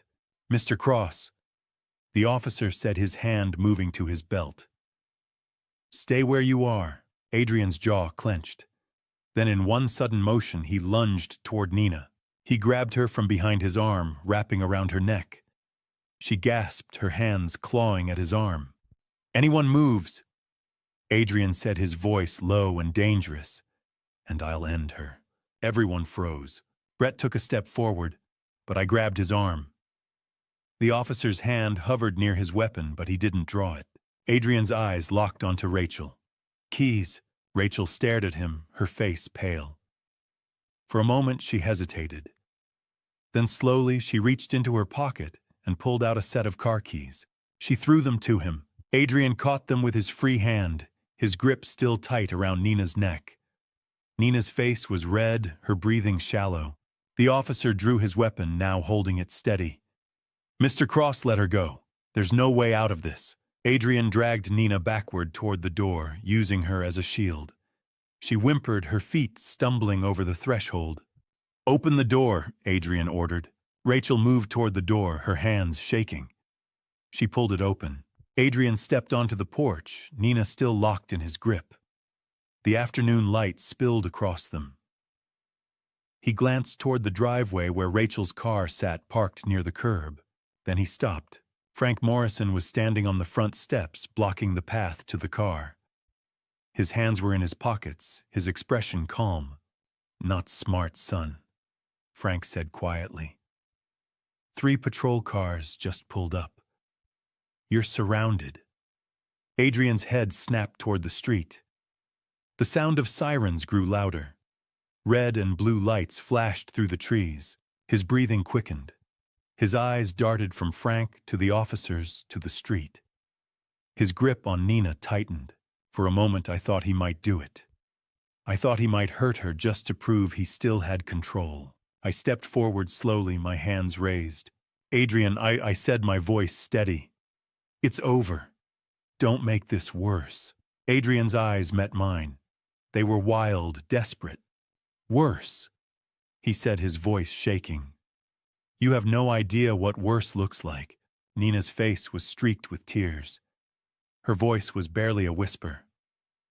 Please, Adrian. Please. Adrian's grip loosened just slightly. I saw his chest rise and fall, his jaw working. Then Nina twisted hard and broke free. She stumbled forward, and Frank caught her, pulling her behind him. The officers moved immediately, weapons drawn. Adrian stood alone on the porch. His hands empty, his chest heaving. The sirens were deafening now. Patrol cars surrounded the house, officers stepping out with weapons raised. Adrian looked at them, then at me, then at Rachel, still standing in the doorway. Slowly he raised his hands. I want a deal, he said, his voice hoarse. I'll tell you everything. But I want a deal. One of the officers stepped forward and pulled Adrian's arms behind his back. The sound of the handcuffs clicking shut was sharp in the silence. You'll get your chance to talk, the officer said. Let's go. They led him down the steps past Frank, past the patrol cars. As Adrian passed me, he turned his head, his eyes locked onto mine. This isn't over, he hissed. Brett's voice cut through the air, cold and final. It is. Adrian was pushed into the back of a patrol car. The door slammed shut. The sirens faded as the car pulled away. I turned back to the house. Rachel was still standing in the doorway. Her face was blank empty. She looked at the spot where Adrian had been, then at Nina, who was sobbing in Frank's arms, then at Brett. She was alone now. No Adrian, no Nina, just the weight of everything she'd done. Brett walked toward her slowly. His face was hard, but his voice shook. You were going to kill me, he said. For what money? Rachel didn't answer. How long have you hated me? Brett asked quietly. Rachel looked at him for a long moment. Then for the first time, her mask fell away completely. Her voice was soft, almost detached. I never hated you, Brett. She paused. I just never loved you at all. Brett's face crumpled. He turned away, his hand covering his mouth. I stepped forward and placed a hand on his back. He didn't move. He just stood there, staring at the floor, as the truth settled over him like a weight he'd carry for the rest of his life. One of the officers stepped forward, pulling a small card from his pocket. He began to read. Do you have the right to remain silent? Anything you say can and will be used against you in a court of law. You have the right to an attorney. Rachel waved her hand dismissively. What's the point? You have all the evidence. The officer paused, then pocketed the card. He looked at her carefully. Do you wish to make a statement? Rachel didn't answer. She was staring at the floor, her hands folded in her lap. Brett stepped forward. His voice was hoarse but steady. I want to know why, he said. I deserve to know. Rachel looked up at him. For a moment, her expression was unreadable. Then slowly she spoke. I met Adrian 6 years ago, she said quietly.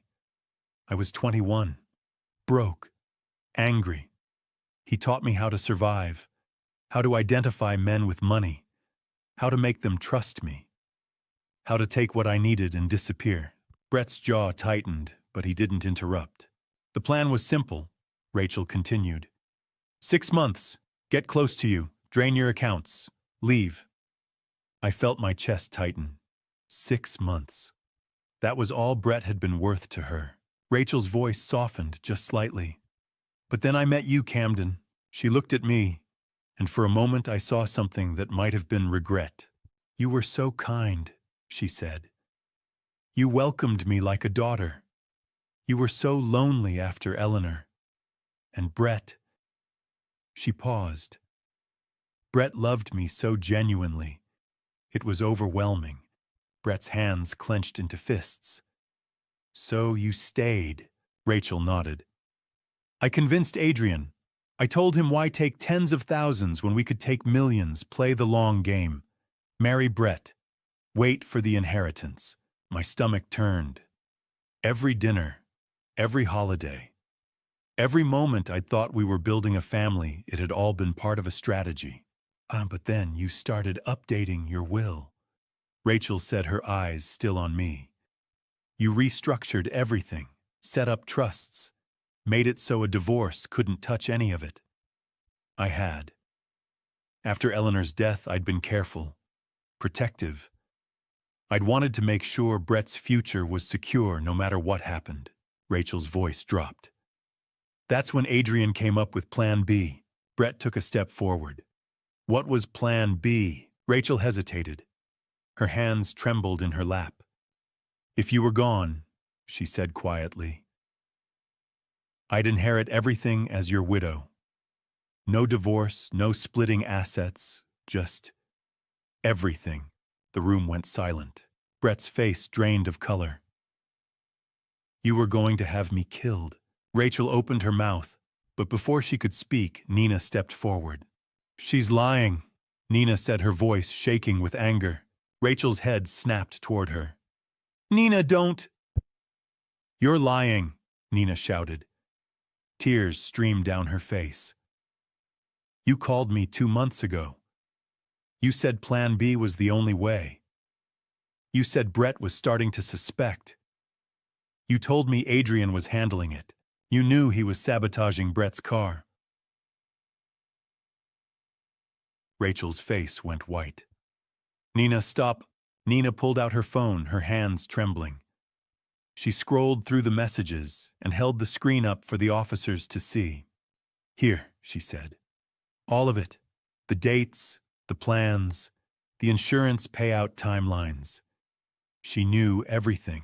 One of the officers took the phone and began scrolling through the messages. His expression darkened. According to what's written here, he said slowly, The plan was to target your drive home on Tuesday night. Highway 26. The mountain curves. Brett's voice was barely a whisper. That's the route I take after every late shift. Alone. At night, the room fell silent again. The weight of those words hung in the air like a storm cloud. I stepped forward, my voice low and steady. You were planning to murder my son and make it look like an accident. Rachel's face crumpled.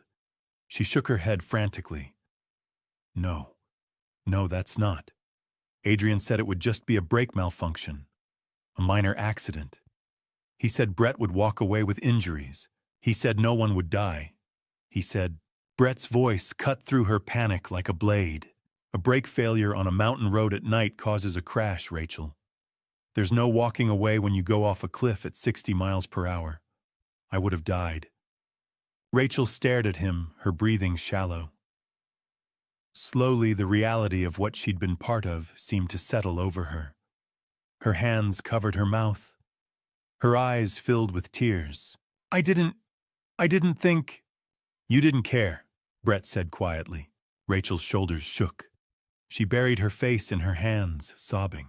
The officer stepped forward, pulling out a pair of handcuffs. Rachel Pierce, he said, his voice formal and final. You're under arrest for conspiracy to commit murder fraud and conspiracy to commit vehicular homicide. Rachel didn't resist. She just sat there, her face in her hands, as the officer pulled her arms behind her back. The sound of the handcuffs clicking shut echoed through the room. As they lifted her to her feet, she turned to me. Her face was streaked with tears, her eyes red and desperate. Dad, she whispered. Please. My throat tightened. I wanted to look away, but I couldn't. Don't call me that. I said, my voice barely above a whisper. You were never my daughter. Rachel's face crumpled. The officers led her toward the door. She didn't look back. When the door closed behind her, the silence that followed felt heavier than anything I'd ever known. Nina stood near the window, her arms wrapped around herself. She was crying quietly, her shoulders trembling. Brett walked over to her slowly. His face was hollow, exhausted. Why did you do it? He asked quietly. Nina looked up at him, her eyes red and swollen. Because she's my sister, she whispered. I thought family meant you do anything for each other. I didn't understand that family also means stopping each other from becoming monsters. Brett didn't respond. He just stood there staring at her, his expression unreadable. I walked to the window and looked out at the empty driveway. The patrol cars were gone. The sirens had faded. The house was quiet again, but nothing would ever be the same. I placed a hand on Brett's shoulder. He didn't move. He just stood there, staring at the floor, carrying the weight of everything that had been taken from him. And I knew in that moment that healing from this would take longer than any of us were ready for. Before I reveal who had access to Brett's vehicle and nearly caused his death, comment, "Who, if you're still here." Keep in mind, parts of this story are fictionalized for impact and education. If you want to stop before the climax, now's your chance. Otherwise, stay with me, you're about to learn the identity of the inside man. My phone rang at 6 in the morning. I hadn't slept. I'd spent the night sitting in the living room, staring at the empty space where Rachel had stood just hours before. The house felt hollow, like something vital had been carved out of it. I answered on the second ring. Sketika. Camden, it's Margaret. Her voice was sharp alert. State police traced the service records to a man named Kevin Russo. He's been a mechanic at Mountain View Auto Shop for 18 years. Clean record until 18 months ago. I sat up straighter. What happened 18 months ago? His wife died. Cancer. Medical debt came to $250,000. My chest tightened. Adrian found another widower. Margaret's voice was grim. It looks that way. Police want to bring him in this morning. They're asking if you and Brett want to be there. I didn't hesitate. Yes. 2 hours later, Brett and I stood in a small conference room at the Mountain View Auto Shop. The walls were gray, the table scratched and worn. Across from us sat Detective Sarah Coleman from the state police, a woman in her mid-40s with sharp eyes and a no-nonsense demeanor. David was there too, his laptop open in front of him. "We've frozen Russo's access to the shop system," Detective Coleman said. "He doesn't know he's been exposed." Brett's face was pale. "Kevin Russo, I've been bringing my car to him for 4 years. He just did my last brake inspection." David turned his laptop around. The screen showed a long thread of encrypted messages between a number registered to Adrian Cross and another number traced to Kevin Russo. The messages spanned 10 months. David scrolled through them. How much longer? His schedule changed. "Tuesday appointment confirmed. I'll handle the service." Brett leaned forward, reading the messages. His face went white. He was going to do the brake work himself, sign off on the car he'd sabotaged. Detective Coleman's jaw tightened. "Where is Russo now?" One of the officers standing near the door checked his radio. "His shift starts in 20 minutes. We waited. At 8:47, Kevin Russo walked into the shop office carrying a metal lunchbox. He looked tired, his shoulders slumped, his face lined with exhaustion. He set the lunchbox down on a desk and reached for his clipboard. Then he saw us, his face drained of color. He froze. "What's going on?" he asked slowly. Detective Coleman stepped forward. "Mr. Russo, we need to talk about your communications with Adrian Cross." Russo's eyes darted toward the door. He took a step back, but 2 officers moved in, blocking his path. "I didn't do anything," he said, his voice shaking. David stood and held up his laptop. "We have every message, every login, every falsified service invoice. You've been working with Adrian Cross for 10 months. Russo's hands trembled. He looked at Brett, and for a moment I saw something break in his expression. Guilt. Shame. Brett stood slowly. His voice was low-controlled, but it shook with barely restrained anger. "You were going to sabotage my car," he said. "You were going to kill me." Russo shook his head frantically. "No. No, Adrian said it would just be a minor accident. He said you'd walk away with injuries. He said it was just insurance fraud, that's all." I stepped forward. "Adrian lied. Brake failure on Highway 26 at night means you go off a cliff. You know that." Russo's knees buckled. He sank into the nearest chair, his head in his hands. "Oh, God," he whispered.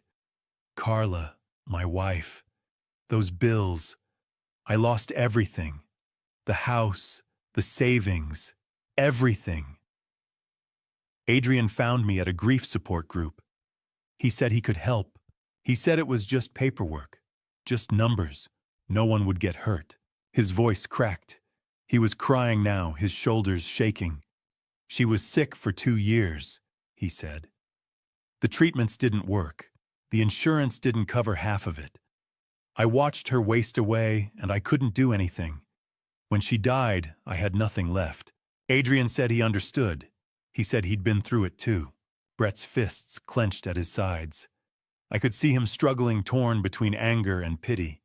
"You trusted a con man over your own conscience," Brett said quietly. Russo looked up at him, his face streaked with tears. I didn't know it would." Detective Coleman nodded to the officers. "Show us the vehicle." We walked across the lot to the service bay. The morning air was cold, the sky a pale gray. Inside the bay, Brett's silver Toyota 4Runner sat on the lift under bright floodlights. Russo led us to the undercarriage. He pointed to the brake lines near the rear axle. "To here," he said, his voice hollow. "I cut the lines, just deep enough to cause a slow leak. When you checked the brakes in town, they'd feel normal. But after 20 minutes of mountain driving downhill on Highway 26, they'd fail completely." Brett's voice was barely audible. "Tuesday night, when I drive home alone, exhausted." Russo nodded. "One sharp curve. It would look like you fell asleep at the wheel. Detective Coleman motioned to the officers. Mr. Russo, you're under arrest for conspiracy to commit murder, attempted vehicular homicide, and fraud. The officers pulled Russo's arms behind his back. The sound of the handcuffs was sharp in the silence. As they led him toward the door, Brett stepped in front of him. Russo stopped his head down, unable to meet Brett's eyes. 18 years with this shop, Brett said quietly. I trusted you. When you saw me last week, said, drive safe. What did you feel, guilt, or were you too busy spending Adrian's money? Russo didn't answer. He just stood there, his face hollow and broken. They led him away. David walked over to me, his expression grim. Adrian's lawyer reached out an hour ago. Wants a deal. He says he'll give up the full list of accomplices, not just Kevin. He claims there are 5 others across 3 different schemes. My blood went cold. 5 others, David nodded. This is bigger than we thought. Detective Coleman's phone rang. She answered, listened, and her face went rigid. What? She said sharply. When? She hung up and turned to me, her expression dark.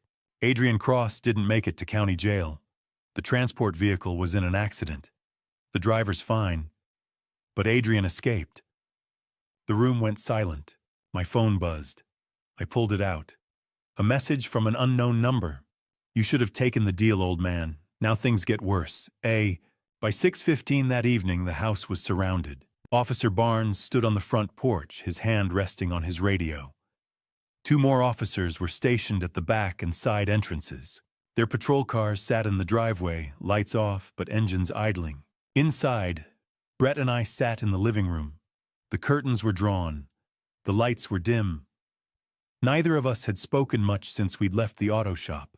Brett broke the silence first. I can't believe Kevin. 18 years. I looked at him. His face was drawn, exhausted. Adrian finds vulnerable people, widowers like Kevin, like Harold, like me 8 years ago. Brett's jaw tightened. He almost succeeded. I nodded. Almost. At 7:30, the lights flickered. Brett looked up. Power surge. I frowned. It's not storming. Officer Barnes's voice crackled through the radio on the table. Movement. East perimeter. I stood moving toward the window. Brett followed. Through the gap in the curtains, I saw a figure approaching from the tree line.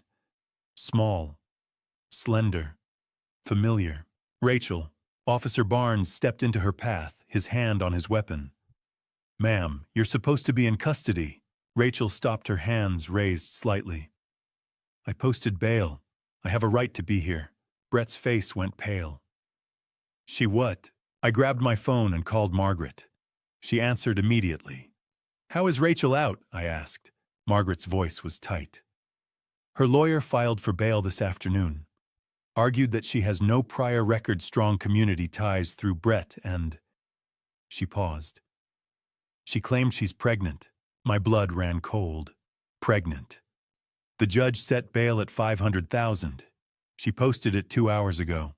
I hung up and turned to Officer Barnes through the open door. Don't let her in. Rachel's voice rose sharp and desperate. Brett, I need to talk to you. I'm pregnant. Brett froze. His face went from pale to white. Don't, I said quietly. But he was already moving toward the door. He opened it, stepping onto the porch despite my objection. Rachel's face was streaked with tears. 8 weeks. It's yours, Brett. Our baby. Brett stared at her, his expression unreadable. You're lying. Rachel pulled a folded piece of paper from her pocket and held it out. I have test results. Doctor's confirmation. Brett, please. Whatever I did, this child is innocent. Brett didn't take the paper. He just stood there frozen. I stepped forward, my voice low. She's stalling. This is a distraction. Rachel's eyes flicked to me, then back to Brett. I'm not... The sound of splintering wood cut her off. The back door burst open. Adrian Cross exploded into the house, holding a crowbar. His face was wild, his eyes bloodshot, his clothes torn and muddy. Officer Barnes drew his weapon. Drop it! Adrian didn't drop it. He swung the crowbar in a wide arc, forcing Barnes back. Then he turned and stood between Brett and me, his chest heaving. "Nobody moves," he said. Rachel stepped into the doorway, her face pale. "Adrian, what are you doing?" Adrian's eyes burned with fury. "What you didn't have the guts to do. Ending this." I kept my voice steady. "You're surrounded. There's no way out." Adrian's smile was sharp broken. "I don't need an escape. I need a hostage." He lunged toward Brett. Brett dodged, grabbing a wooden chair and holding it between them like a shield. Adrian swung the crowbar, but his footing slipped on the hardwood floor. I grabbed the nearest heavy object, a thick hardcover book from the side table, and hurled it at Adrian's hand. It hit him square on the wrist. The crowbar clattered to the floor. Brett tackled him. They hit the ground hard, and Officer Barnes rushed in with the other two officers. Within seconds, Adrian was face down on the floor, his arms wrenched behind his back. The sound of the handcuffs was sharp and final. Adrian was breathing hard, his face pressed against the floor. "I have records," he spat. "Documentation on all of you. I'll bury you." I looked down at him. "We have nothing to hide." Adrian twisted his head to look at Rachel, still standing in the doorway. "Tell them," he said, his voice desperate. "Tell them you'll testify that I was coerced, that you were the mastermind." Rachel's face went slack with shock. "What? No. Huck, you owe me," Adrian snarled. "I gave you everything. I taught you everything. You were nothing before me." Rachel stared at him, and for the first time I saw something shift in her expression. Realization. He had never cared about her. She had been a tool, just like everyone else. She looked away. The officers lifted Adrian to his feet. This time they weren't taking any chances. A reinforced transport vehicle was already pulling into the driveway. As they led him past me, Adrian spat one final threat. "Your son isn't safe.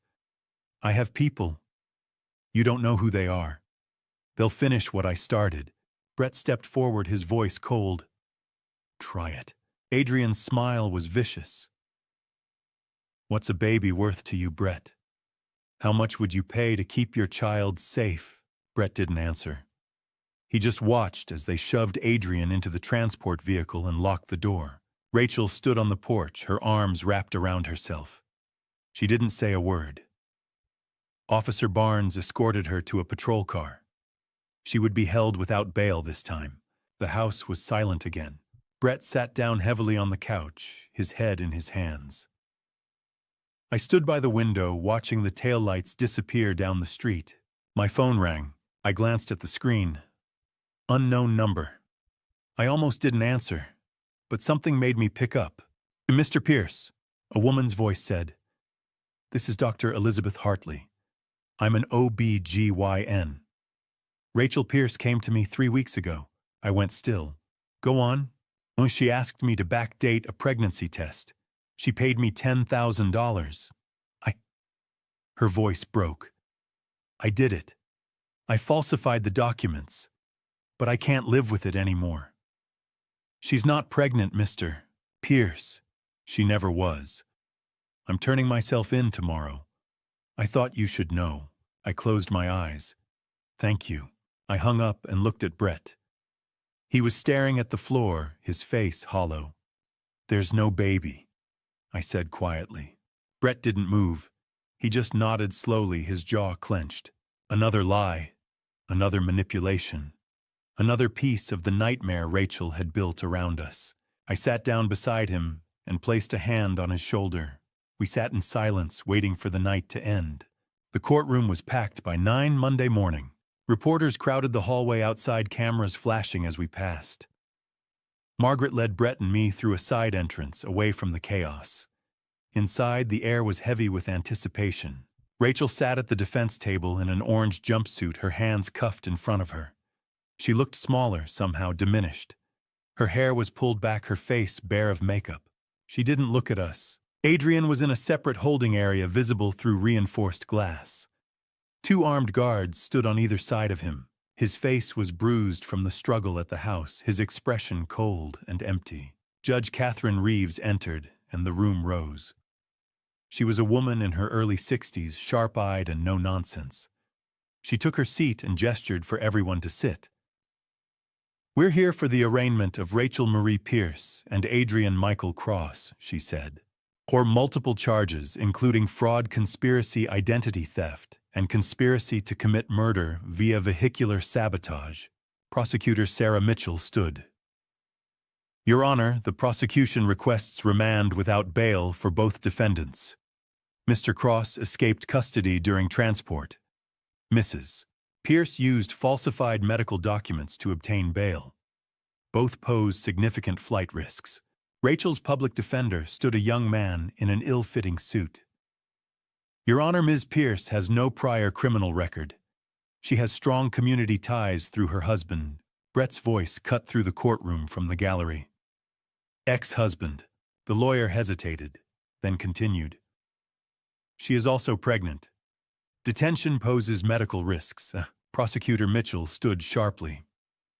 "Objection, Your Honor. The defense has provided no verified medical evidence. We believe the documentation was falsified." Judge Reeves frowned. "Does the prosecution have evidence of this?" "We do, Your Honor. We'd like to call Dr. Elizabeth Hartley." A woman in her 50s stepped forward from the gallery. She was sworn in her hand, trembling as she raised it. "Dr. Hartley." Prosecutor Mitchell said, "Did Rachel Pierce come to you 3 weeks ago?" "Yes," Dr. Hartley said quietly. "And what did she ask you to do?" Dr. Hartley's voice shook. "She asked me to create backdated pregnancy test results. She gave me $10,000 in cash. I never performed any actual pregnancy test on her. She is not pregnant. I fabricated documents stating she was 8 weeks pregnant. I have since destroyed those documents, and am turning myself in for fraud." The courtroom erupted. Rachel shot to her feet, her face twisted with fury. "She's lying. I am pregnant, Brett, you know." Judge Reeves banged her gavel. "Ms. Pierce, sit down, or you will be removed from this courtroom." Rachel sank back into her chair, her chest heaving. Judge Reeves turned to Dr. Hartley. "Thank you for your testimony, Doctor. This court orders an immediate medical examination by a court-appointed physician. Results will be sealed until verified." She turned to the prosecutor. "Continue." Prosecutor Mitchell nodded. "The prosecution calls Harold Whitmore." Harold walked slowly to the stand. He looked frail, his hands trembling as he gripped the rail, but his eyes were steady. "Mr. Whitmore." Prosecutor Mitchell said gently, "Do you see the woman who defrauded you in this courtroom?" Harold pointed at Rachel. "That's her.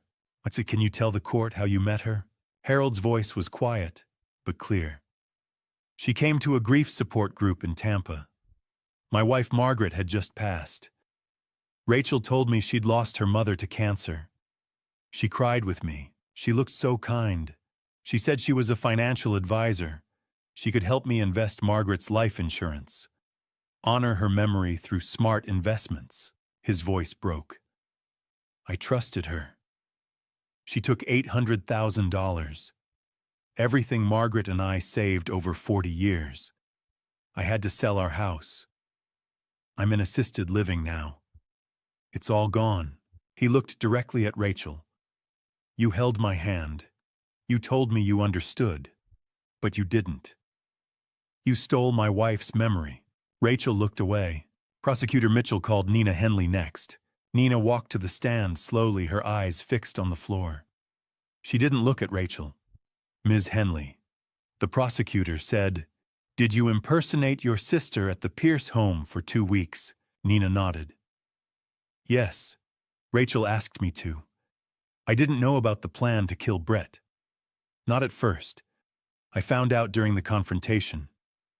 They were planning to sabotage his car, cut the brake lines, make it look like an accident on the mountain road. Are you willing to testify against your sister?" Nina's voice was barely a whisper. "Yes. What she did to Harold, to Camden, to Brett. It's unforgivable." Rachel stood again, her face red with rage. "You're dead to me." Nina finally looked at her. I've been dead to you for years. I just didn't know it. Judge Reeves banged her gavel again. Ms. Pierce, one more outburst, and you will be removed. Rachel sat her jaw clenched. Judge Reeves turned to face both defendants. Her voice was cold and final. I have presided over fraud cases for 18 years. This is one of the most cruel and calculated conspiracies I have ever encountered. Miss Pierce, you weaponized grief. You targeted widowers, vulnerable people, including your own father-in-law. She turned to Adrian. Mr. Cross, you orchestrated a conspiracy that targeted Brett Pierce for murder. You recruited Kevin Russo, exploited his grief and debt, and planned vehicular homicide disguised as an accident. She looked at both of them.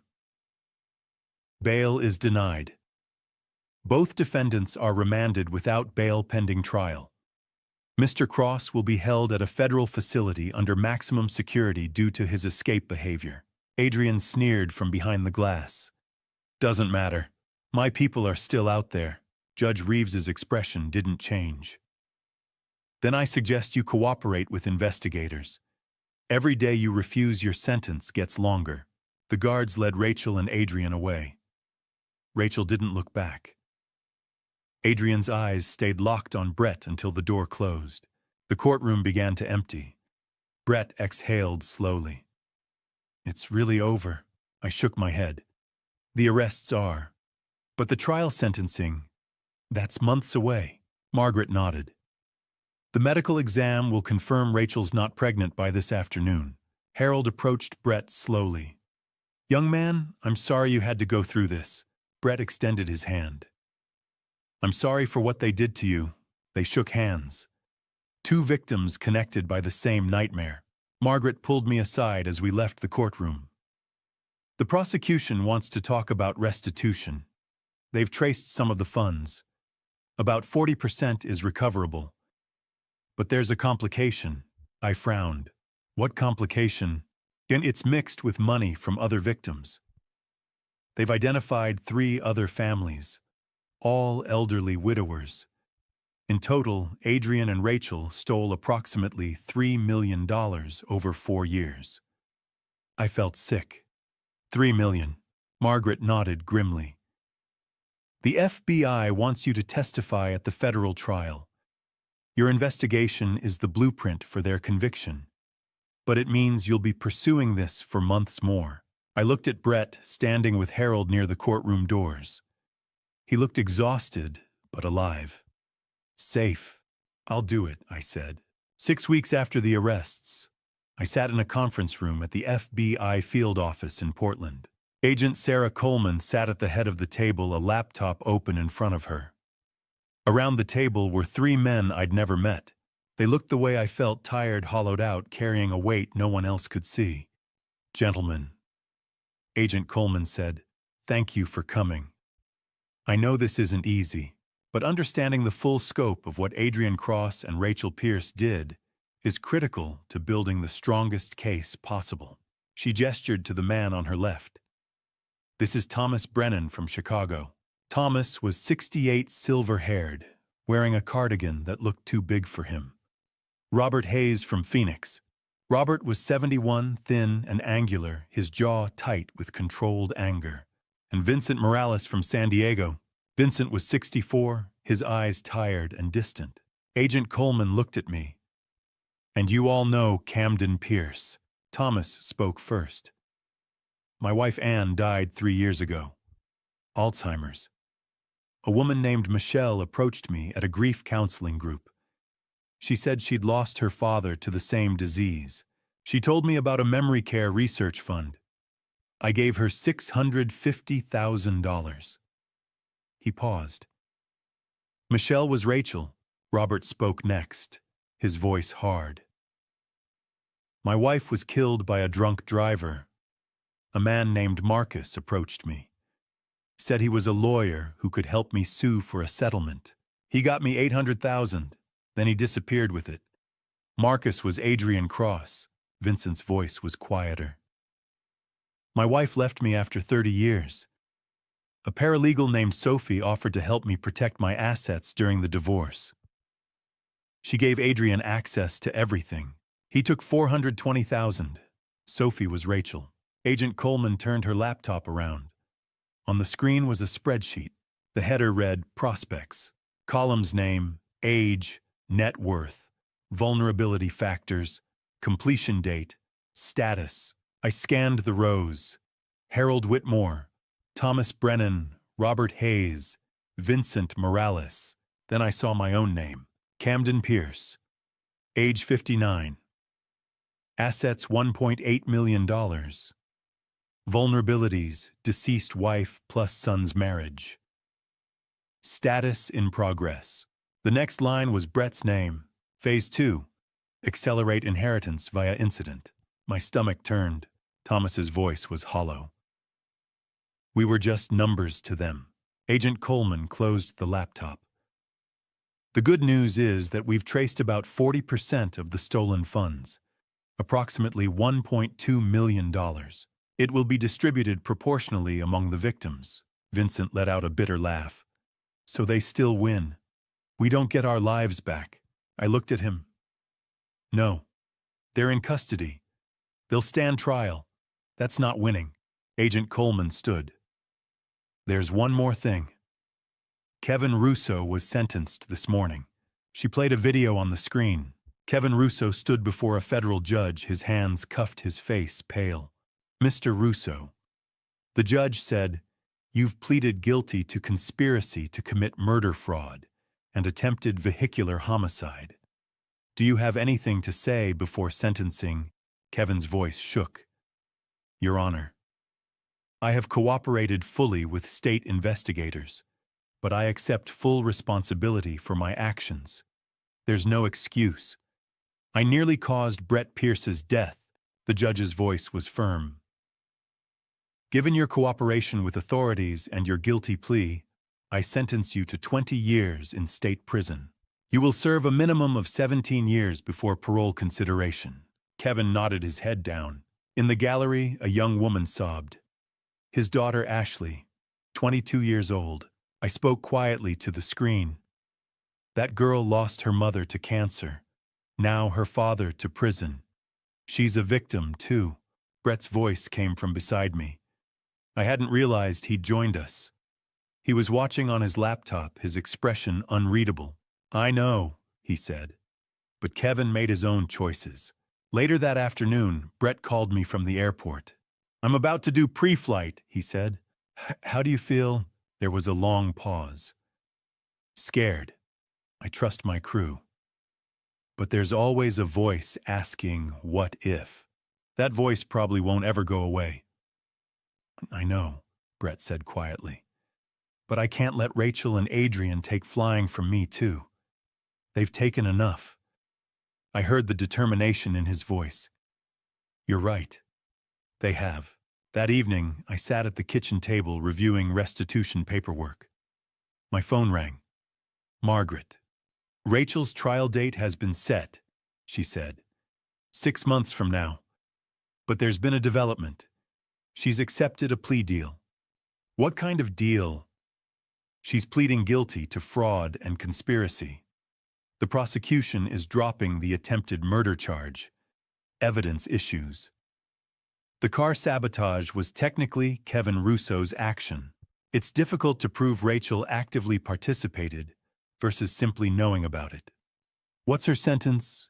12 to 15 years. She'll serve a minimum of 10. I exhaled slowly. And Adrian, he's not pleading. He wants a trial. The federal charges are fraud, conspiracy to commit murder and escape. If he's convicted, he's facing life without parole. I closed my eyes. Good. Margaret's voice softened. Camden, this is almost over. The trial will happen. Justice will be served. I looked out the window at the darkening sky. It's not about justice anymore, Margaret. It's about making sure no one else ends up on that spreadsheet. Then we keep fighting, she said.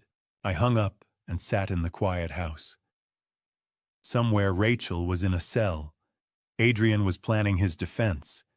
Kevin was beginning 20 years in prison, and 3 other families were trying to rebuild lives that had been shattered. But Brett was flying again, and I was still here. That had to count for something. 8 months after the arrests in the early days of spring, we returned to federal court one last time. Brett and I walked through the familiar hallways past reporters who no longer chased us. We found our seats in the gallery. "Last time we have to do this," Brett said quietly. "How do you feel?" He thought for a moment. "Like I'm closing a book I never wanted to read." The gallery filled quickly. Harold Thomas, Robert Vincent. All of us together one final time. Adrian was led in his ankles, shackled, his face thinner and harder than I remembered.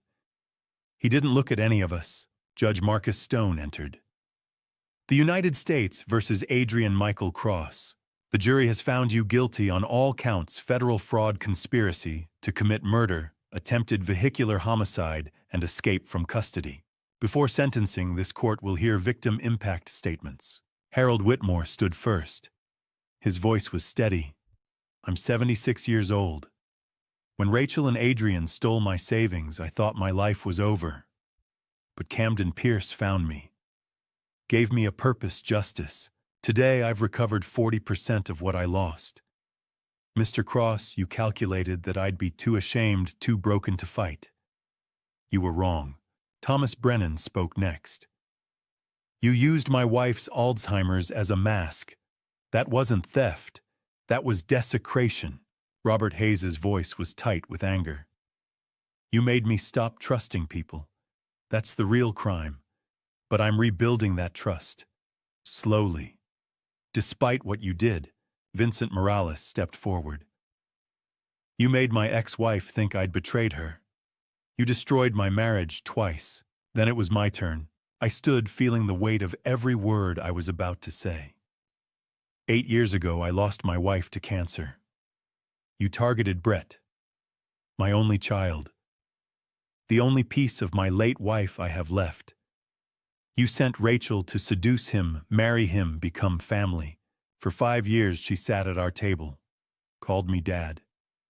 Then you planned to murder him, sabotage his car, make it look like an accident on Highway 26. For money. I looked directly at Adrian. I've never seen cruelty like yours. You don't just take money. You steal hope, trust, the ability to believe in human goodness. But there's one thing you didn't count on: family is stronger than your conspiracy. Brett is alive, healing, flying again. We're rebuilding. You failed Adrian. Not because you were caught, but because you couldn't break us." Judge Stone's voice was cold and final. "Adrian Cross, you are a predator. You targeted the vulnerable widowers, the grieving, the lonely. You weaponized their pain. For federal fraud, 20 years. For conspiracy to commit murder, 25 years. For attempted vehicular homicide, 30 years. For escape, 5 years. Sentences to run consecutively. Total 80 years. Given your age, this effectively constitutes life without possibility of parole." Adrian's face finally changed. Reality had arrived. As the marshals led him away, he hissed, "You haven't won." Brett's voice was quiet, but firm. "We have." Outside the courthouse, beneath blooming cherry trees, our small circle gathered. Thomas asked, "What do we do now?" I looked at each of them. "We live. We trust again, carefully. We honor those we've lost by not letting this define us." A month later, Nina came to visit. Her hands trembled as she spoke. "I know I don't deserve forgiveness. I helped her. I lied to both of you." Brett's voice was measured. "You also told the truth when it mattered most. You helped convict them." Rachel's sentencing happened separately. We watched via video. She stood in her orange jumpsuit, makeup-free, looking older. The judge's voice was firm. "Rachel Pierce, through your plea agreement, you've been shown leniency. But 12 years in federal prison is not a light sentence. You will serve every day." 6 months later, 15 months total since discovery, I visited Brett's new apartment. He'd moved out of the house Rachel had lived in. "I'm taking a management position," he said while cooking dinner. Training new pilots. He hesitated. I've been seeing someone. Claire. She's a nurse. We met at a coffee shop. Tell me about her. Oh, she's kind, genuine. Nothing serious yet.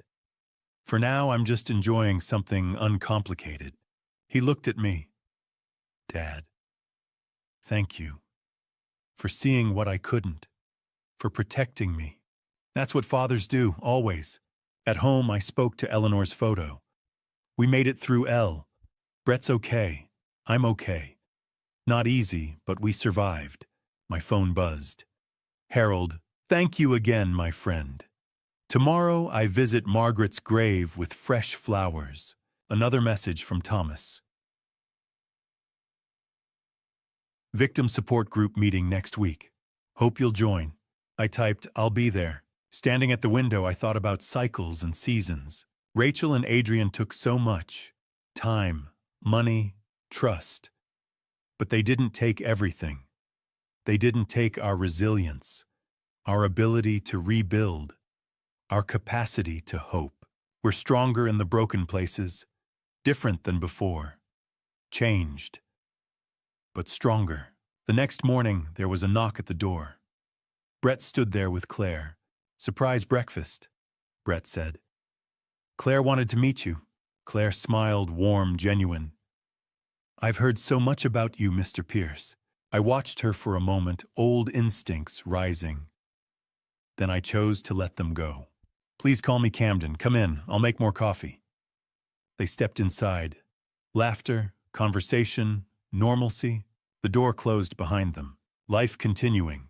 Not perfect, not unmarked, but real. And that was enough.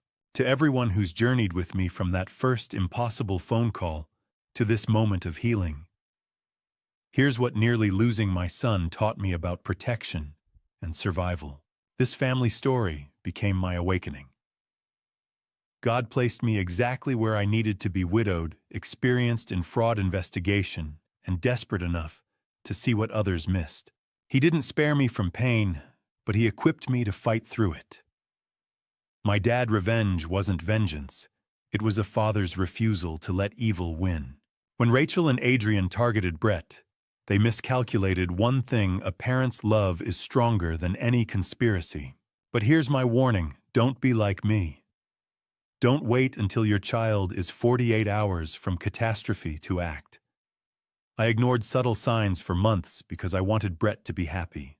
That hesitation nearly cost him everything. Trust your instincts before crisis forces your hand. Verify the people closest to you even when it feels uncomfortable. Dad, revenge stories like mine shouldn't have to exist. Prevention is always better than intervention. Every family story carries lessons. Mine screams this: vigilance isn't paranoia. It's responsibility. The dad revenge I had to pursue. Freezing accounts, gathering evidence, exposing conspirators exhausted me. But protecting Brett worth every sleepless night. Examine your own family story today. Are there inconsistencies you're rationalizing, relationships that feel slightly off? Don't dismiss those whispers of doubt.